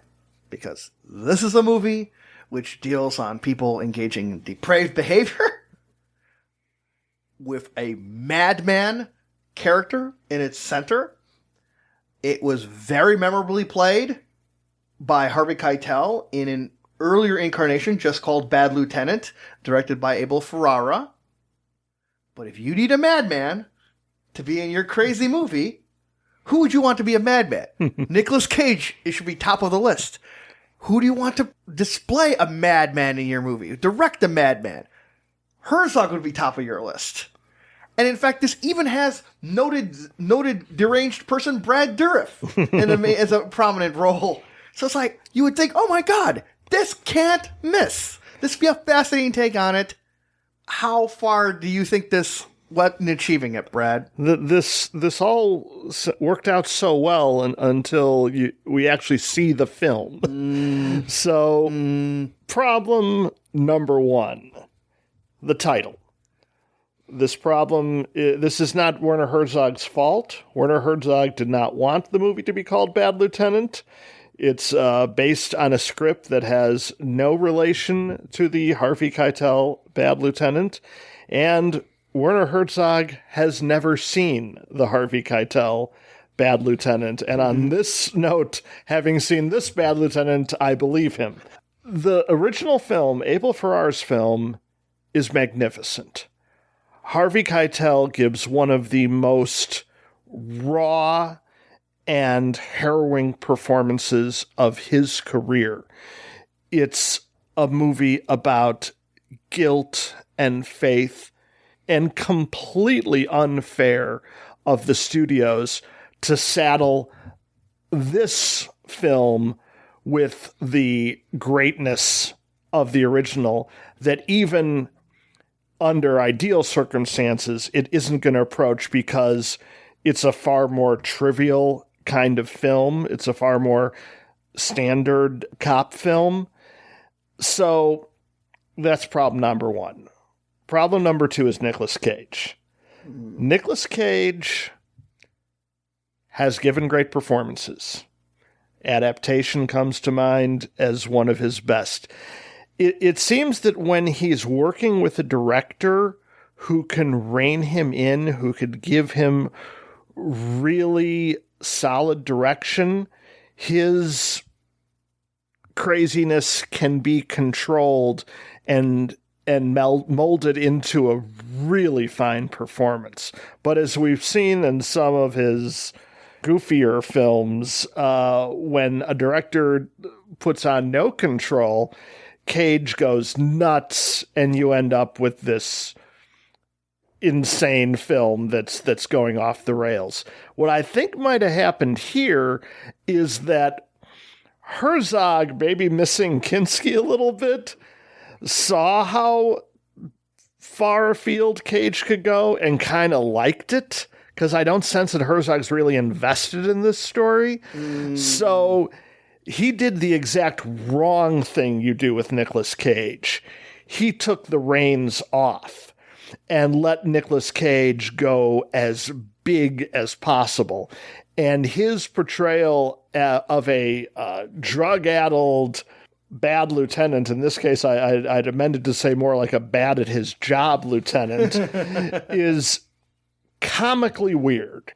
And I think what we end up with is something unique in the Herzog canon, a movie that is enjoyable, but in a so bad it's good way. You always can have to suspect a film whose title may include two colons in it. Bad Lieutenant : Port of Call : New Orleans. But Cage's character is a guy who is supposed to be suffering from drug abuse. But this is something that Cage has done magnificently in Leaving Las Vegas, is to show someone in the depths of a horrible alcoholism. Yeah, well, true, it's alcoholism, but the idea of a chemical spiral of self-destruction. So how did it go wrong in this one? I think the script doesn't go for a focus on those emotional depths that Leaving Las Vegas does, that the original Bad Lieutenant does. And he didn't direct or guide or let Nicolas Cage loose off of his leash in a direction to point towards those, or made it clear to emphasize those. Right. So it isn't what you say, it isn't Bad Lieutenant so much as Crazy Lieutenant. It's kind of like in Heat, where Al Pacino is weirdly going way over the top playing the cop in that movie. Yes. Turns out on the cutting room floor, we find out that he's high on cocaine the whole time, which is why he's doing that. And what Cage is doing here makes Al Pacino seem subtle. So just the eyes are bugging out. Every line is delivered in this real intense, over-the-top way. And because he's injured his back, he's taken to contorting his body to where he's starting to be like Richard III with a hunchback. And he's just doing everything he can to put crazy tics on this character. And you mentioned the script. The story ain't that interesting. It's basically about a cop trying to infiltrate a drug dealer, and standard cop movie things follow, with the only twist on it being that the cop is a bad guy. Not really that interesting on its own. And you could tell that Herzog isn't terribly invested, because he's far more interested when he gets to bring iguanas on screen. So as Cage gets more and more deranged, he starts to see iguanas. And then you could see the light bulb over Herzog's head light up, and he's like, I can shoot iguanas like nobody can shoot iguanas. So not only do we see iguanas, the iguanas get their own theme song. Yeah, right. And so we get a scene like that looks like it's from an iguana point of view. The entire song is playing. And it's like, okay, now this is A, the only thing Herzog seems to be interested in, and B, really has nothing to do with the plot. Yeah. One thing where I think it just falls short in a way I was really not expecting is that, look at the setting. The setting would work great on paper for a Herzog movie, because this is New Orleans, man. One of the weirdest places on earth. So much crazy history, and a swampy one at that. So you would think that there would be such a porous level of these overgrown trees and sweaty narrow corridors and crazy Mardi Gras like festivities and examples of really obscene behavior of all kinds. But there's not really. In fact, it looks like, in a weird way, he let his director of photography take over, because so much of it is filled as like this monochrome darkness with the occasional flash strobe lights in there, that it almost seemed like it was that he was meant to take over, much like how Richard Lester took over from Superman, some of the duties of Superman 2. Right. Like, it looks to me like Herzog was airdropped in the last minute to take care of a Tony Scott project. Yeah, it seems like a compromised work. We know already that he argued with the studio about the title of the film and lost that argument.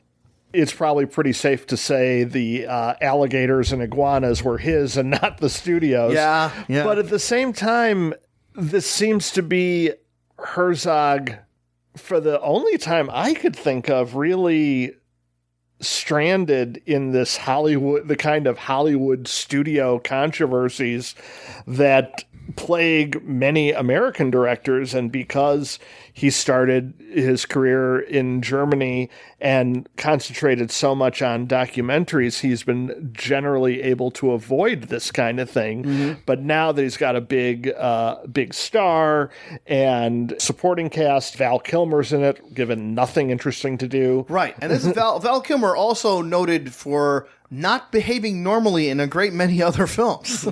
Although in a classic bad movie moment, I do have to call out the actor. I don't know his name. He's got a bit part. Cage's girlfriend, played by Eva Mendes, is a prostitute, and her John is there, and Cage basically wants to just throw him out of the room, and but he's connected, and his reaction to being thrown out, one of these, do you know who you're dealing with kind of businesses, is done with such glorious overacting as to match Cage himself. It's just an MST3K worthy moment. This cast is amazing. There's so many people known for playing deranged, crazed individuals. Like Ferris Balk is in this movie. Yep. Michael freaking Shannon is in this movie. And yet, it just does not give these guys enough of a base for where anything connects together in a compelling story. It says something when Michael Shannon is in your movie and he's not the twitchiest guy in the movie. True. There's, I think, just one moment where you go, okay, now that's a Herzog moment. And I think I know which one you mean. It's when one of the baddies gets shot and Cage is somehow not satisfied and wants to keep shooting, and he explains his soul is still dancing.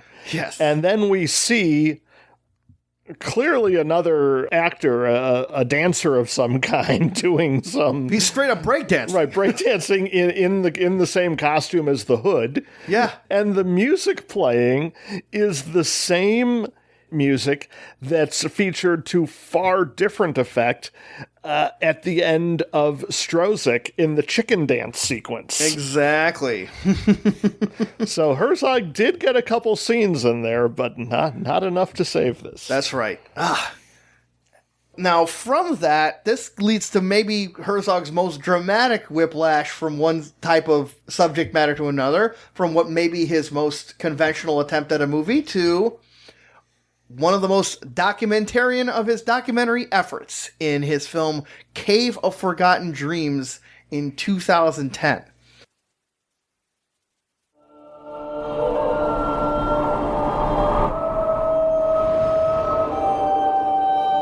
This cave had been perfectly sealed for tens of thousands of years.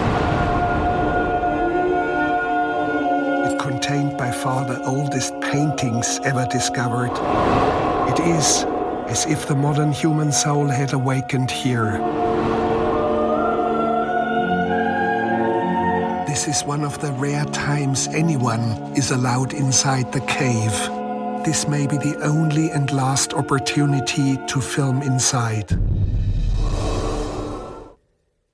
This film was originally presented in 3D and exploring the Chauvet Cave in southern France, which is home to some of the earliest cave drawings ever made from prehistoric man. Now, Herzog's camera provides great detail on these artistic windows into an earlier epoch. So, friends, I messed up here. I did not see this movie in 3D when it came out and I had the chance.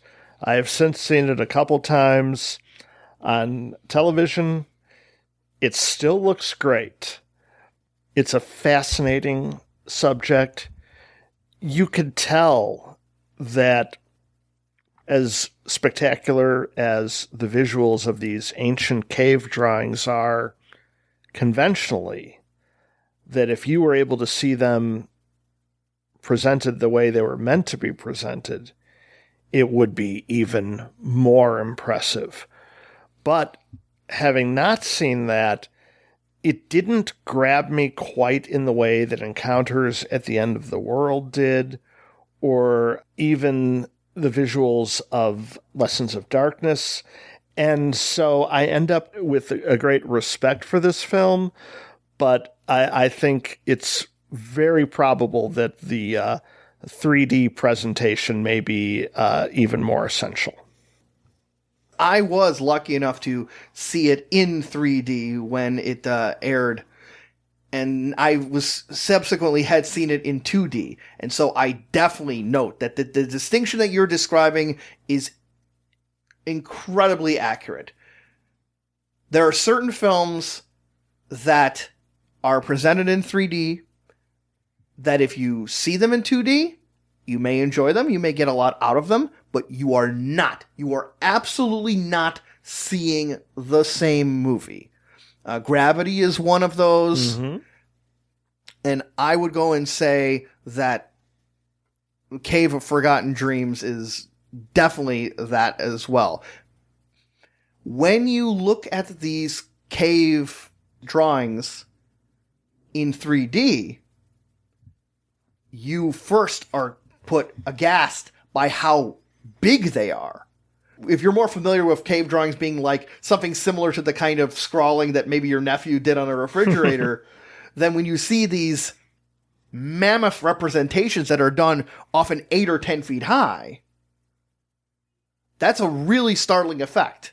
And when you see it in the movie in 2D and you see human beings standing next to it, then you can see the height. But in 3D, the creatures that are depicted almost look like they leap off at you. Right.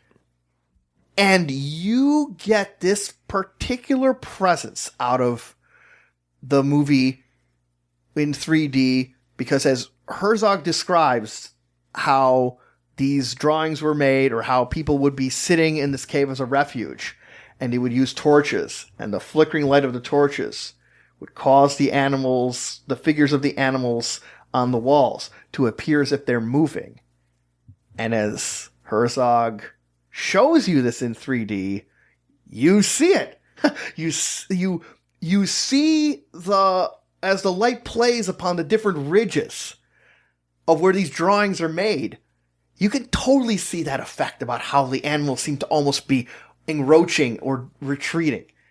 And it also does a great job of showing how it's not this big flat surface that's a great canvas for people to draw. No, not only are there bulges and ridges and depressions where these drawings had to be made to represent an animal or a human figure, but then they use the different areas of the rock to make features of these animals. So it's an example of improvisation that also comes across.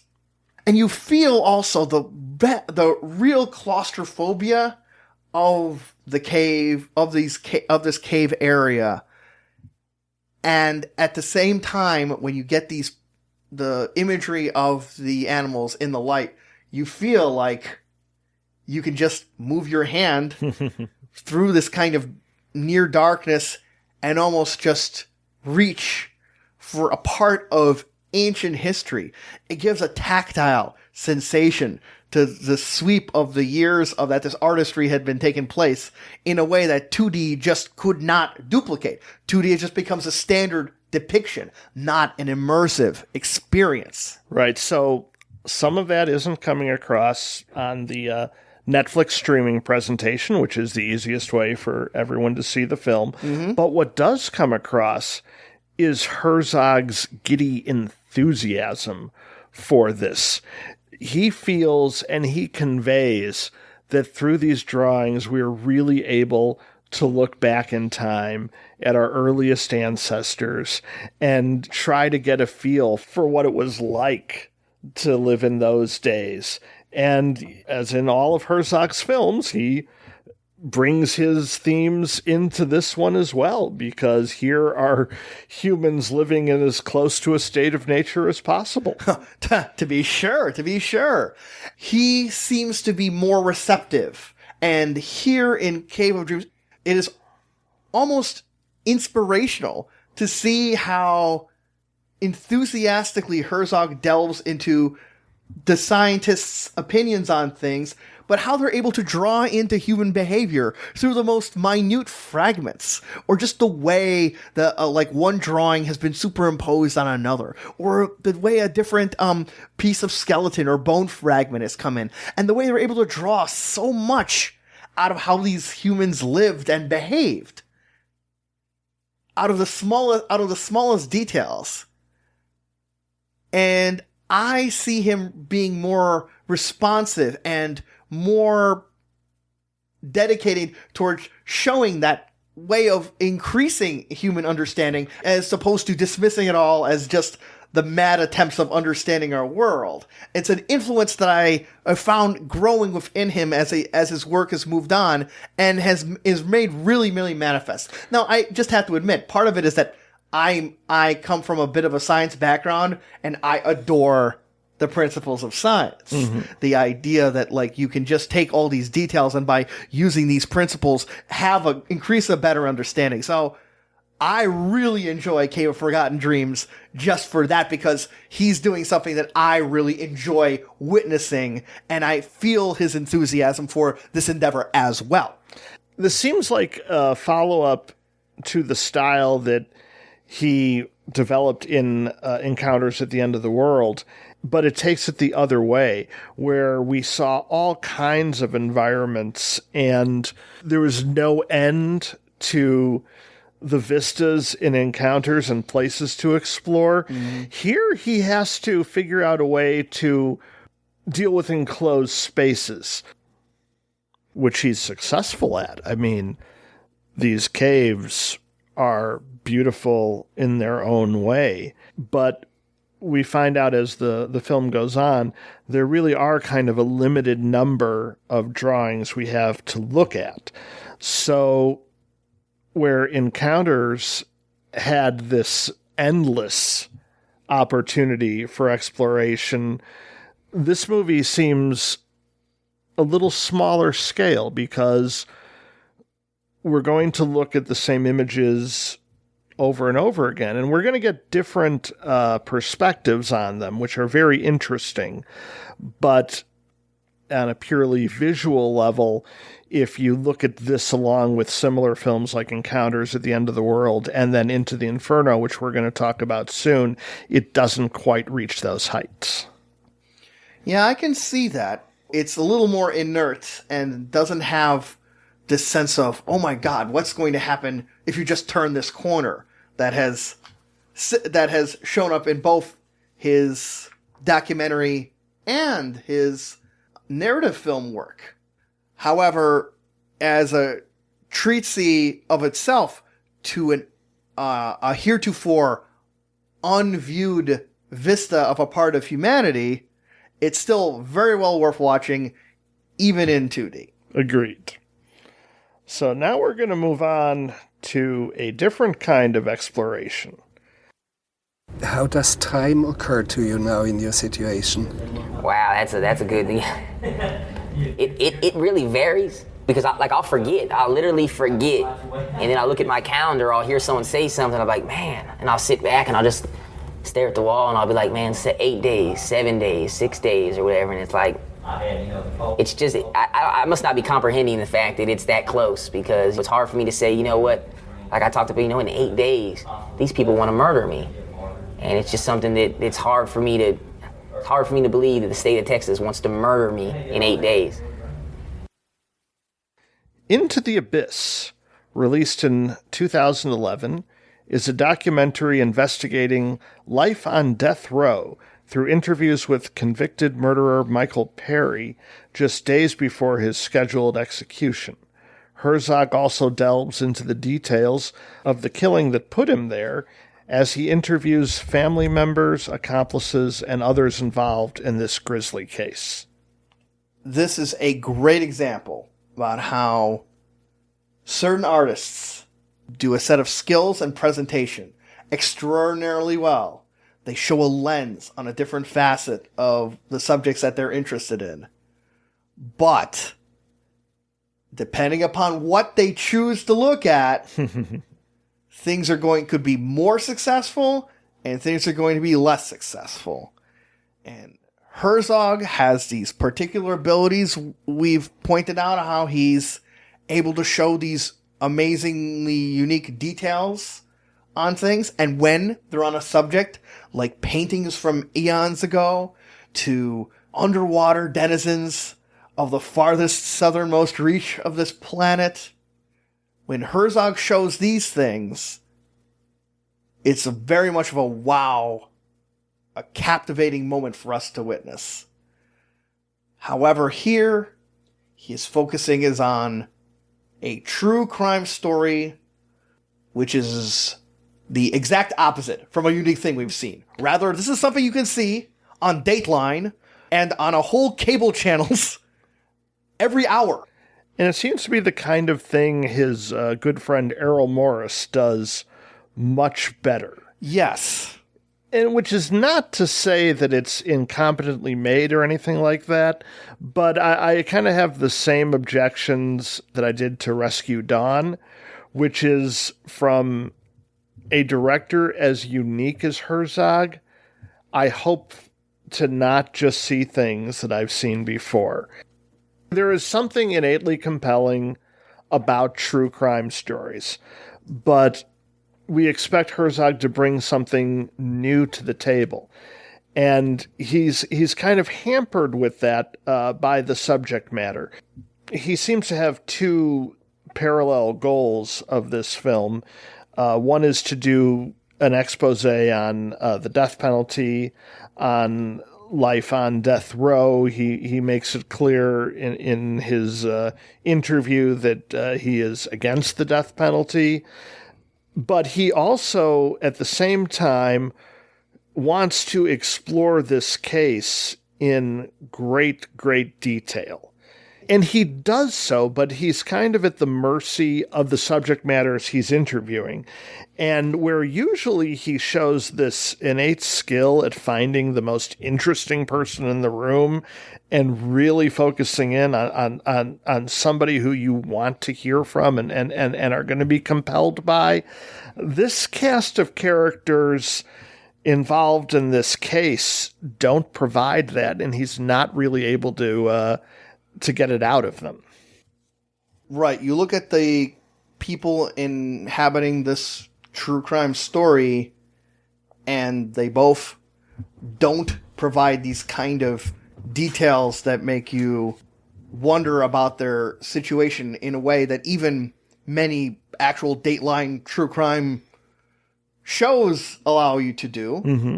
But Herzog does show a curiosity, but it's a curiosity born out of things that are striking his interest in on a moment-by-moment basis, informed by these quirks of human behavior that he was looking at both in Little Dieter Needs to Fly and, more importantly, Stroshik. You said something incredibly cool about Stroshik, to say only a director like Werner Herzog could make Wisconsin look like the apocalypse.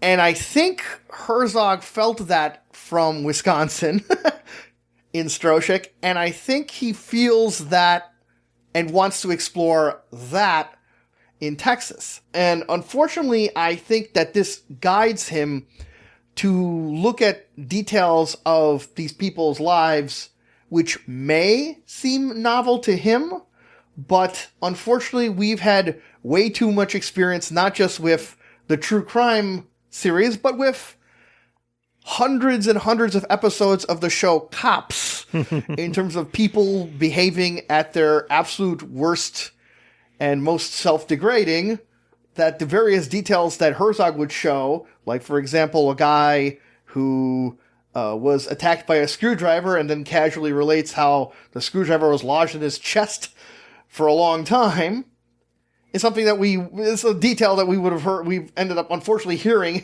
in a whole bunch of different episodes of Cops. Right. Or the equivalent so much.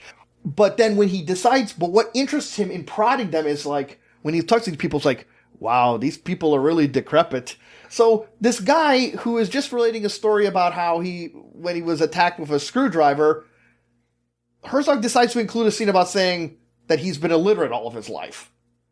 Does it add to the story? Does it give you a detail to the situation of the murder case? No, it's just, look at this guy. Now, there is an exception to this. I did find one of these subjects extremely compelling, which was the father of another accomplice in the murder, a fellow who is not going to be executed, but is going to spend the rest of his life in jail. And Herzog interviews his father about his role as a parent, and he's in jail himself. What's really interesting about this character is his self-awareness, because that seems to be what most of the people being interviewed lack. Yet the father from prison is asked, well, is the way you lived your life, are you responsible for your son having to spend his life in prison? And he's just like, yes. And he describes how he basically, in his own mind, ruined his son's life. It's very poignant and, again, very, very self-aware. I see it as while no less of a human sentiment, it is the sentiment of a hopeful wish that things would have turned out different, but not one that based on any particular sense of responsibility that this guy ever would have adequately been able to deal with had he been in that magically returned to that situation. Well, I mean, he clearly wasn't, but in a movie that I think a lot of subjects are trying to hide things, there was such honesty and emotional honesty in this fellow that he managed to make me interested in a way that the other people in the film did not. Yeah. We're having a dramatically different viewpoint on this film because I feel that everybody is quite honest. It's just that some of the people are sociopaths, so they honestly are not showing any regret, and the person on death row, the ostensible subject of this documentary, is such a complete cipher of just, he treats his impending execution the same way Dieter treats the torturous things he went through, as just as, well, that's what's going to happen, and it's he's in complete denial, yeah. And his compatriot in this particular criminal enterprise, he's very, very forthright upon, well, yeah, I did bad things here and I did bad things there, and I'm in jail, but I should be in jail. He doesn't reflect upon whether he needed a father or not. I'm bad. I'm a bad person, and I guess this is where I was going to end up. And there's always seems to be this inclination, like you had said about, is also in jail. It seems character after character, regardless of their periphery of the story, just points out, and they're also going to be in jail. Seems to almost be the undercurrent about it. It's like that everybody here is kind of skeezy and things are going to end up badly for them. All this level of showing human, tragic, sad, pathetic ineptitude just kept rushing in on it. And I feel that this film was, in a certain extent, that the main thing that interested Herzog was to just get to show how Stroszek-like these people would be, and at the same time, how his feeling about the death penalty would be. Like, there's a talk with a employee at the prison whose job was to administer the machine, and he said how he had a change of heart, which may be very fair to his story, but akin to like what I was telling you about, like, how, wait, you don't see all the other takes. The thing is, though, is that in Texas, they kind of adored the execution policy. Like, in fact, the electric chair that was used in so many executions in Texas was given the delightful moniker of Old Sparky. So you're not getting the viewpoint of people who are like, no, these guys deserve to die. Get them in the execution chamber as fast as possible. You don't get that perspective in this film. This interview with the person overseeing the executions kind of gives you a hint of the film it could have been if it had continued its focus on capital punishment and death row itself instead of getting really bogged down in the case. Yeah. Now, I do have to say, since you've compared it to Stroszek a couple times, that Stroszek is an absolutely magnificent film where every character is so much more compelling than what we're presented here. But it is equally bleak in looking at the underbelly of society. And it gives such a momentum to the character's descent in Stroszek. Right, exactly. Now, while we were not terribly fond of Herzog's going in this direction, this is actually a project Herzog was very passionate about, and he ended up doing a short TV miniseries called On Death Row, where he spent each episode focusing on a different inmate facing the death penalty. So it should be noted that this is something that Herzog was passionate about. Yeah, and it also should be noted that Herzog did a pretty amazing series on the dangers of texting and driving, which gets really, really harsh and has this phenomenal emotional component to the sense of anguish that could come from these moments. His advocacy upon it is so potent in those segments, and I think some of those are available online for people to check out. Nice. And that brings us to 2016, where we both got to see two Herzog films in the presence of Herzog himself at the Toronto Film Festival.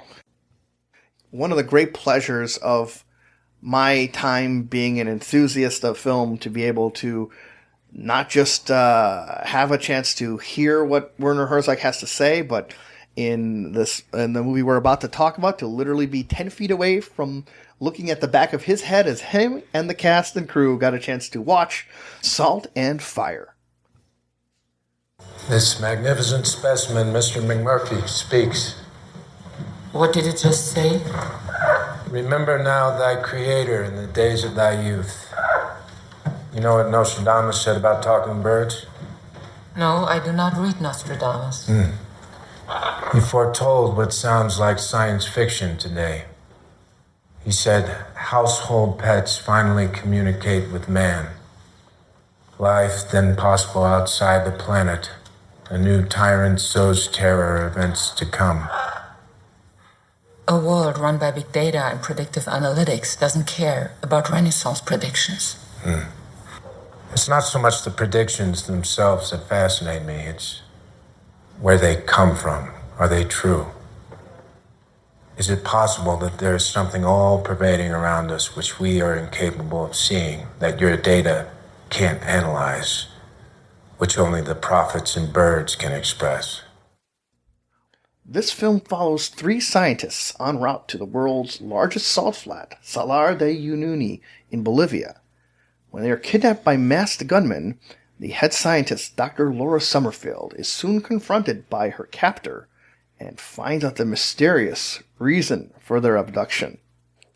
This would have been a fascinating documentary, but it ended up being a far less fascinating work of fiction with some of the most unfortunate script choices I've seen in a while. But I want to start with the good news, and that's at the end.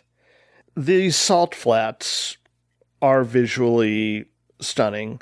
Herzog, as we've mentioned so many times, knows how to capture these natural phenomena. And that's no different here. So in the scenes in the salt flats, you're dealing with some spectacular looking filmmaking. But on a narrative level, everything falls apart for me here. And I think the main culprit is the script. Herzog has said as part of his own life story that when he was starting to become a filmmaker, he stole the camera that he would use for his film classes, and he would use that very camera to film his first series of movies. Here in Salt and Fire, I found that Herzog has pulled a similar trick, except it's not a camera. It is the financing to get a movie filmed in the salt flats. The movie itself, to the extent that you can tell what the plot is, apparently looks to be a international thriller, except it is phenomenally stupid and incompetent. New Orleans Port of Call does not feature some lines to the just astoundingly, mortifyingly horrible extent that Salt and Fire does. Here's a key line is where Michael Shannon's bad guy looks at a pic drawing and goes, "Oh, I found this drawing really compelling. It'll be really helpful to look at this drawing when I spend 15 years in prison." There's a lot of pontificating from Michael Shannon once he reveals himself as the mastermind behind the kidnapping. Apparently he is an industrial head whose children are blinded by the natural disasters going on in the ever-spreading salt flat, which apparently is complicated by a area volcano that could erupt and, I think, destroy the world. Yeah. At any point. And so now there's this team of scientists who are heading in to do a report for the UN on what's going on, but they can't do that because they are kidnapped. Now, the two male parts of the expedition are held at bay in a fairly unique manner. They are given food to give them diarrhea, which renders them helpless. So this is a very original method of subduing here.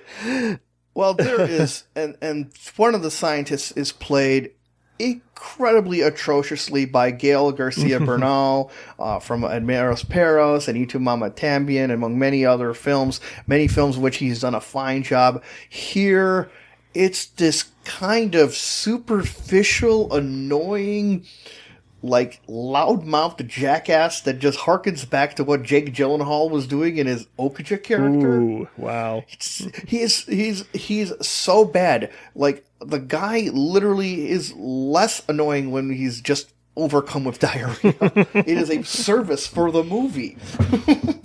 Now, the lead is played by Veronica Ferris, who I believe was a model, and doesn't really embarrass herself, but doesn't really do anything too interesting in the acting area either.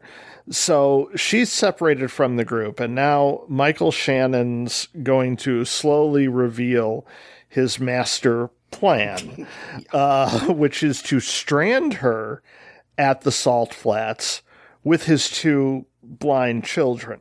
Which leads to the best scenes in the movie, the aforementioned salt flats. But you realize that everything he accomplishes by this kidnapping and abandoning and putting his children in the care of this person and going to jail afterwards, the same things could have just been accomplished if he had contacted her in a normal way and just introduced her to his kids and told her the situation. Yes. There is no reason for this plot to be happening. None. Mm-hmm. Exactly. It's so ridiculous. And then to find out at the end that, no, it literally was completely beside the point, when all up to that point, the movie is trying to present Michael Shannon as some sort of ecological version of a James Bond villain that he says, oh, the earth is at stake. But then the things that he does, the way you're going to take care of that is to kidnap scientists, and then, okay, so you kidnap them, so you're going to broadcast your demands. No, you're going to leave her alone on a salt flat where she might just die of thirst, and then or not, and then leave your own kids, and then you'll just go to jail anyway.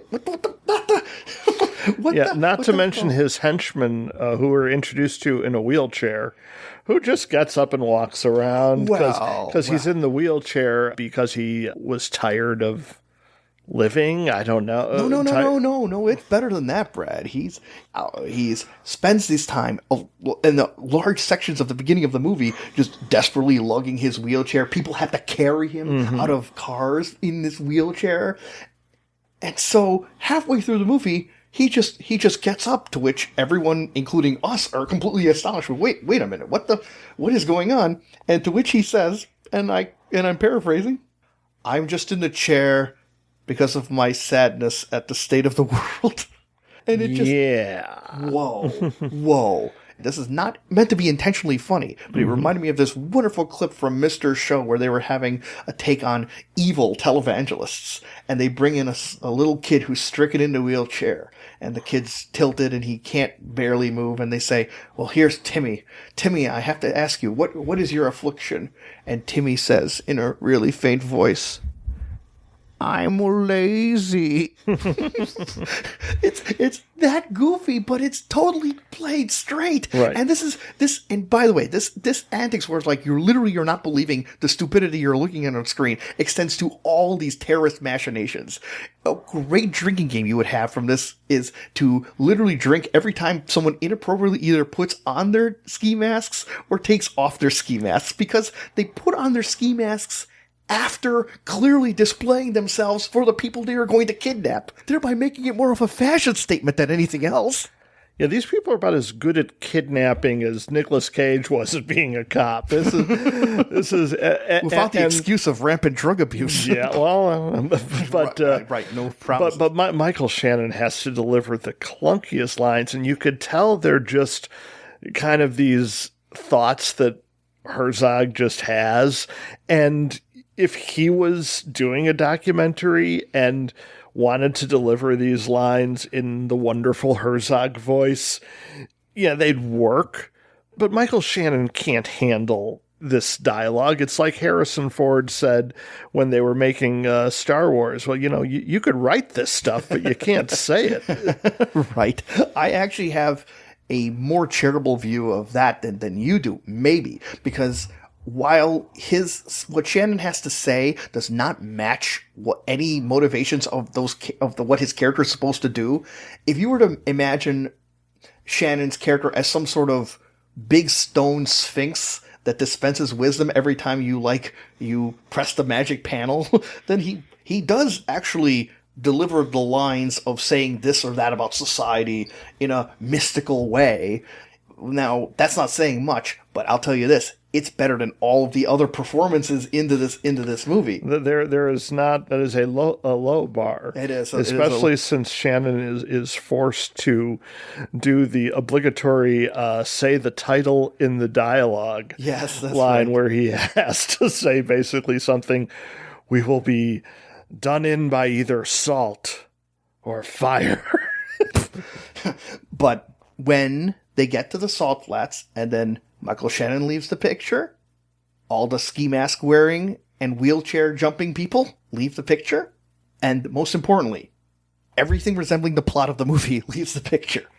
And it's just this lady getting accommodated to these harsh salt and desert conditions with these two kids who share this kind of bond with each other and seems to be a way of communicating with each other, despite the fact that they're blind and mute.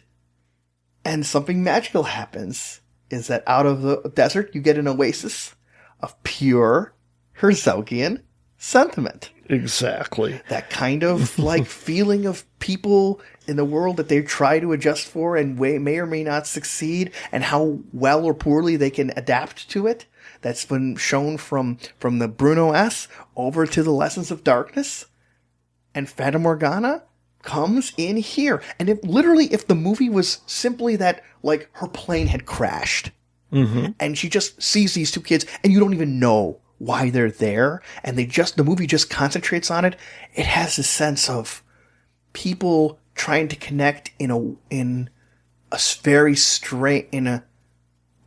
people trying to connect and adjust and live through a strange yet weirdly compelling natural world that evokes some of the moments from Nicholas Roeg's Walkabout, I think.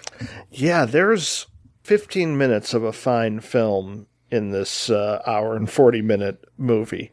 And I wish there was some way that Herzog would have had either the means or the will to really focus on that, either make it a documentary or even take a Lessons of Darkness type approach where you're just dealing with these salt flats in isolation. Yes. So there's something to get out of this, but you have to wade through a lot of diarrhea to get there.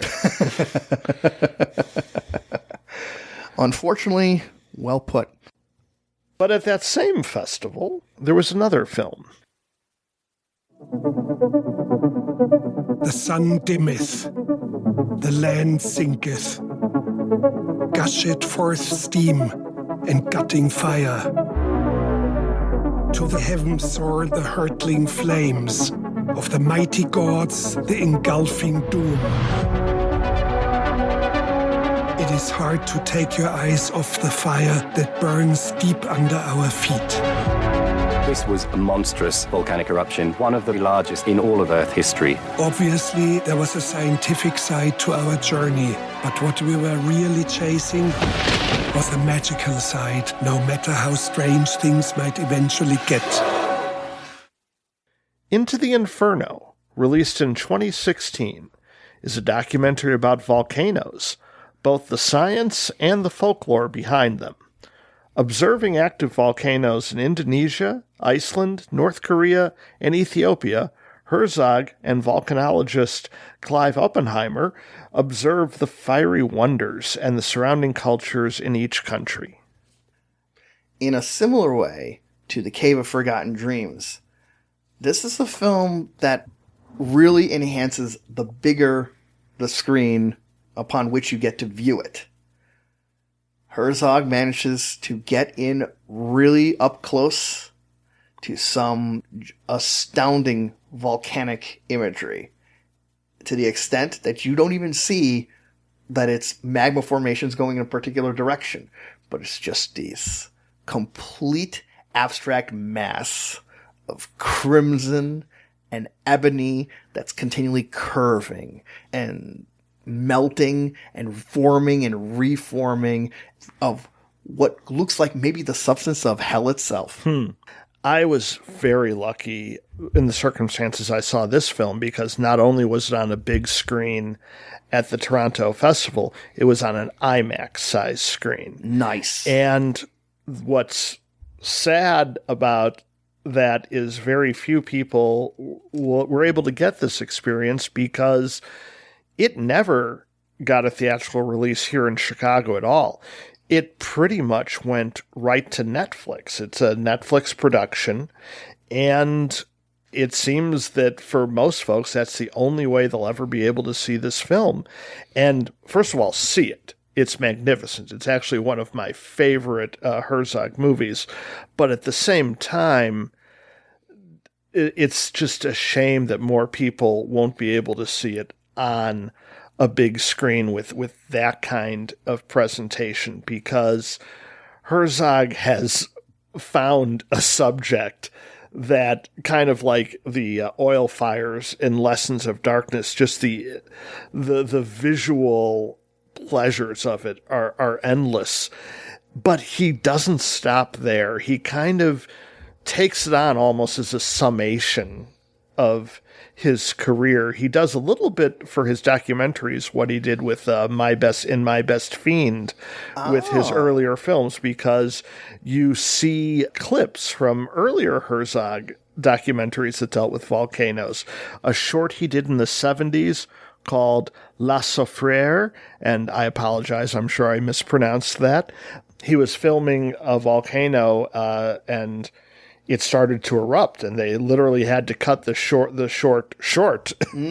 to get away from the danger. And you mentioned, as we were talking about Encounters at the End of the World, that there was a volcano sequence in that, and we get to see clips from that movie again, and we get to know the fellow who we saw in that film, Clive Oppenheimer.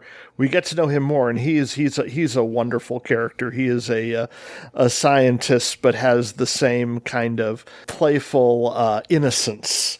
There's a really fun bit of humor on that score when he said, "I was really worried when you were going to show up, Werner, because we thought you'd be goading us to go rappelling down to get right at the lava's edge." And Herzog's reply was, "No, that would be clearly unsafe." Yes.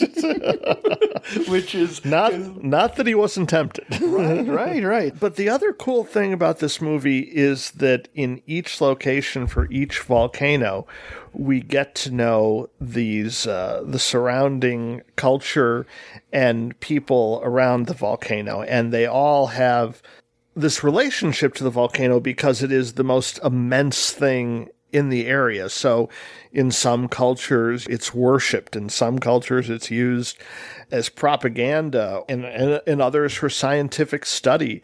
So like at the very beginning where Herzog is interviewing a tribe elder who explains that their ancestors used to be cannibals. And then we meet a bunch of kids making fun of the idea by pretending to be cannibals themselves. And Herzog films it as if he was filming a cannibal scene. And it's just incredible. It's just really charming.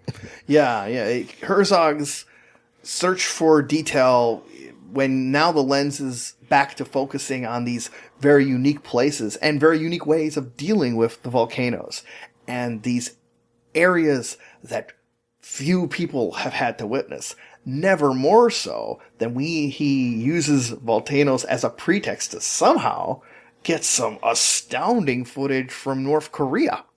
Yeah, that sequence really blew my mind because he basically filmed things he wasn't supposed to film. Yep. Herzog anywhere is kind of an unpredictable force, but putting him in North Korea, I'm just glad he got out of there. Right.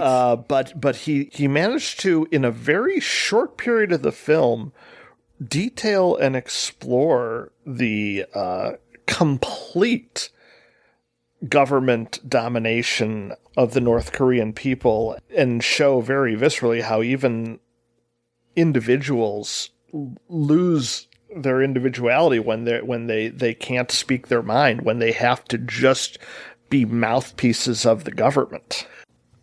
In terms of the movie, it doesn't quite work because while other parts of the movie use the volcano as this really potent source of both power and as a threatening force, here, while Herzog does tie into different ways that the leaders are shown hanging around a volcano to show their power, and their threat. So he do credit for doing that, but that's very scant, and often he's focusing on things that have absolutely nothing to do with volcanoes.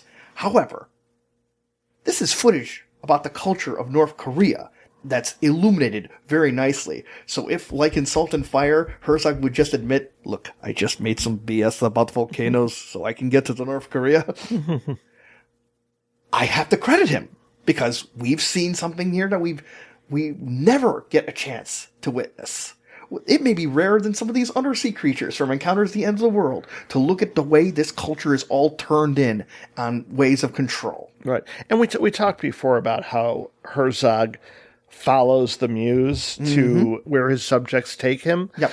And this might be the ultimate example of that, because if you're Werner Herzog and you're doing a film about volcanoes and you're going to study one in North Korea and you see all this totalitarian spectacle all around you, well, damn right, you're going to film the shit out of that. But I also think it works in the context of the film because all of these volcanoes are telling the story of what's going on around it. And yes, it's very different in this case because you're talking about a government who insists that its people recognize their leaders as gods. Yeah. How different is that from a tribe that worships an American soldier from World War II named John Frum, who supposedly appeared in the volcano to them and has since become kind of a local deity? So I think Herzog rightly connects kind of these strange things like a church designed to look like a chicken and the John Frum cult to the leader worship cult of North Korea. Yeah, I think there's a lot of interest you can get out of how the power of a volcano and maybe the ultimate mystery of a volcano just leads to these myths about human figures that you want to think are larger than life. It echoes to a point of a tribe in the earlier part of the movie where they say every so often one of them goes to the volcano and then the volcano, quote unquote, tells them something, but it's a message that's only for that person. Mm-hmm. Herzog expresses that visually by doing these just amazing viewpoints of the volcano, and through the mist of this awesome display of molten earth. From where are the secrets you can divulge from this, but the power from which you want to make myths from is undeniable. And if you're wondering if Into the Inferno fits in with Herzog's themes, the last line of the movie, delivered by Herzog, just sums it up perfectly. This boiling mass is just monumentally indifferent to scurrying roaches, retarded reptiles, and vapid humans alike. Ladies and gentlemen, this era of the Herzog filmography. Yes. Does give an indication of how much he appreciated those iguanas from Bad Lieutenant Port of Call, doesn't it? That is a real quintessential Herzog statement, and Herzog has made many such in his films that he's made in this part of his filmography. But I want to hearken to a quote that he made while introducing Salt and Fire that we both had a chance to hear together when we saw it in Toronto. He said, when asked why did he make Salt and Fire, he said, "When I make a movie, I would want to go, it is like I want to put my arm around you and say, come here, let us go together on a journey of wonder and imagination." To which I go, well, that's just great. That's a wonderful message. I find that so inspiring. After the screening of Into the Inferno, somewhat against character for me, I decided that Herzog was important enough in my film discovery and love of film that I wanted to thank him for all he had done. And I saw that there was an opportunity, and I told him how important his work was to me and thanked him. And he said to me something that I've later found out that he generally says, so it wasn't something unique to me, but I did like that he said this to me. He said, "We are all soldiers in cinema." A fine sentiment, no matter how many other people he expressed it to aside from yourself.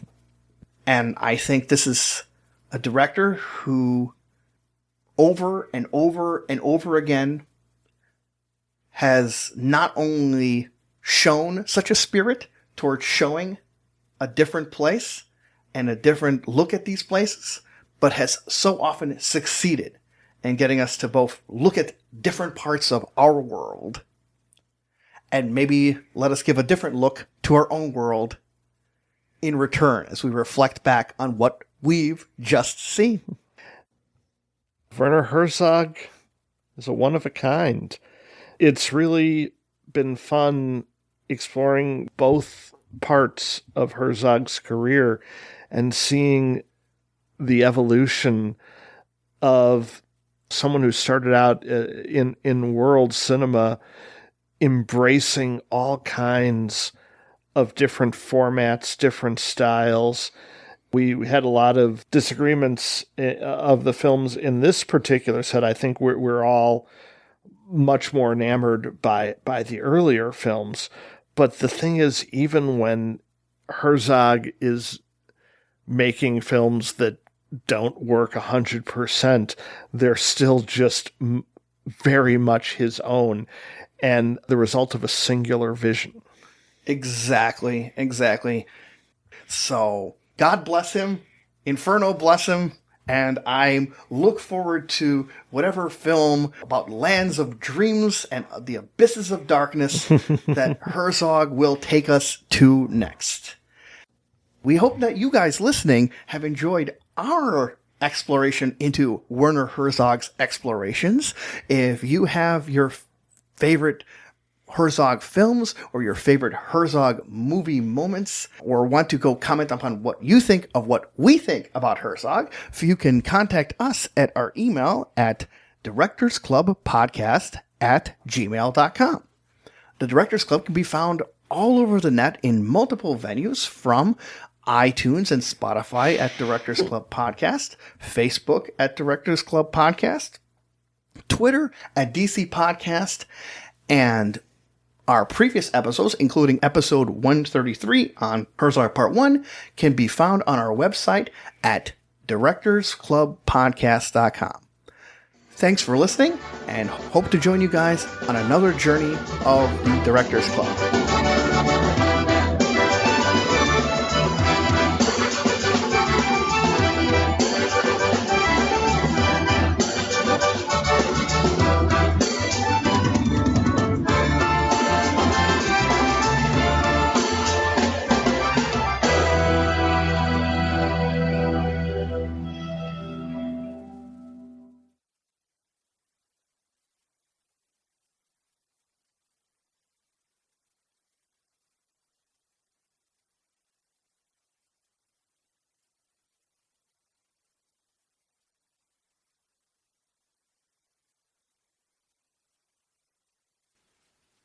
He was so obsessed with his lizards. All he wanted was to photograph the lizards. He never wanted to put me in a close-up. He photographed everybody else in close-up, but not me. But I remember, to my relief, a few fans were there.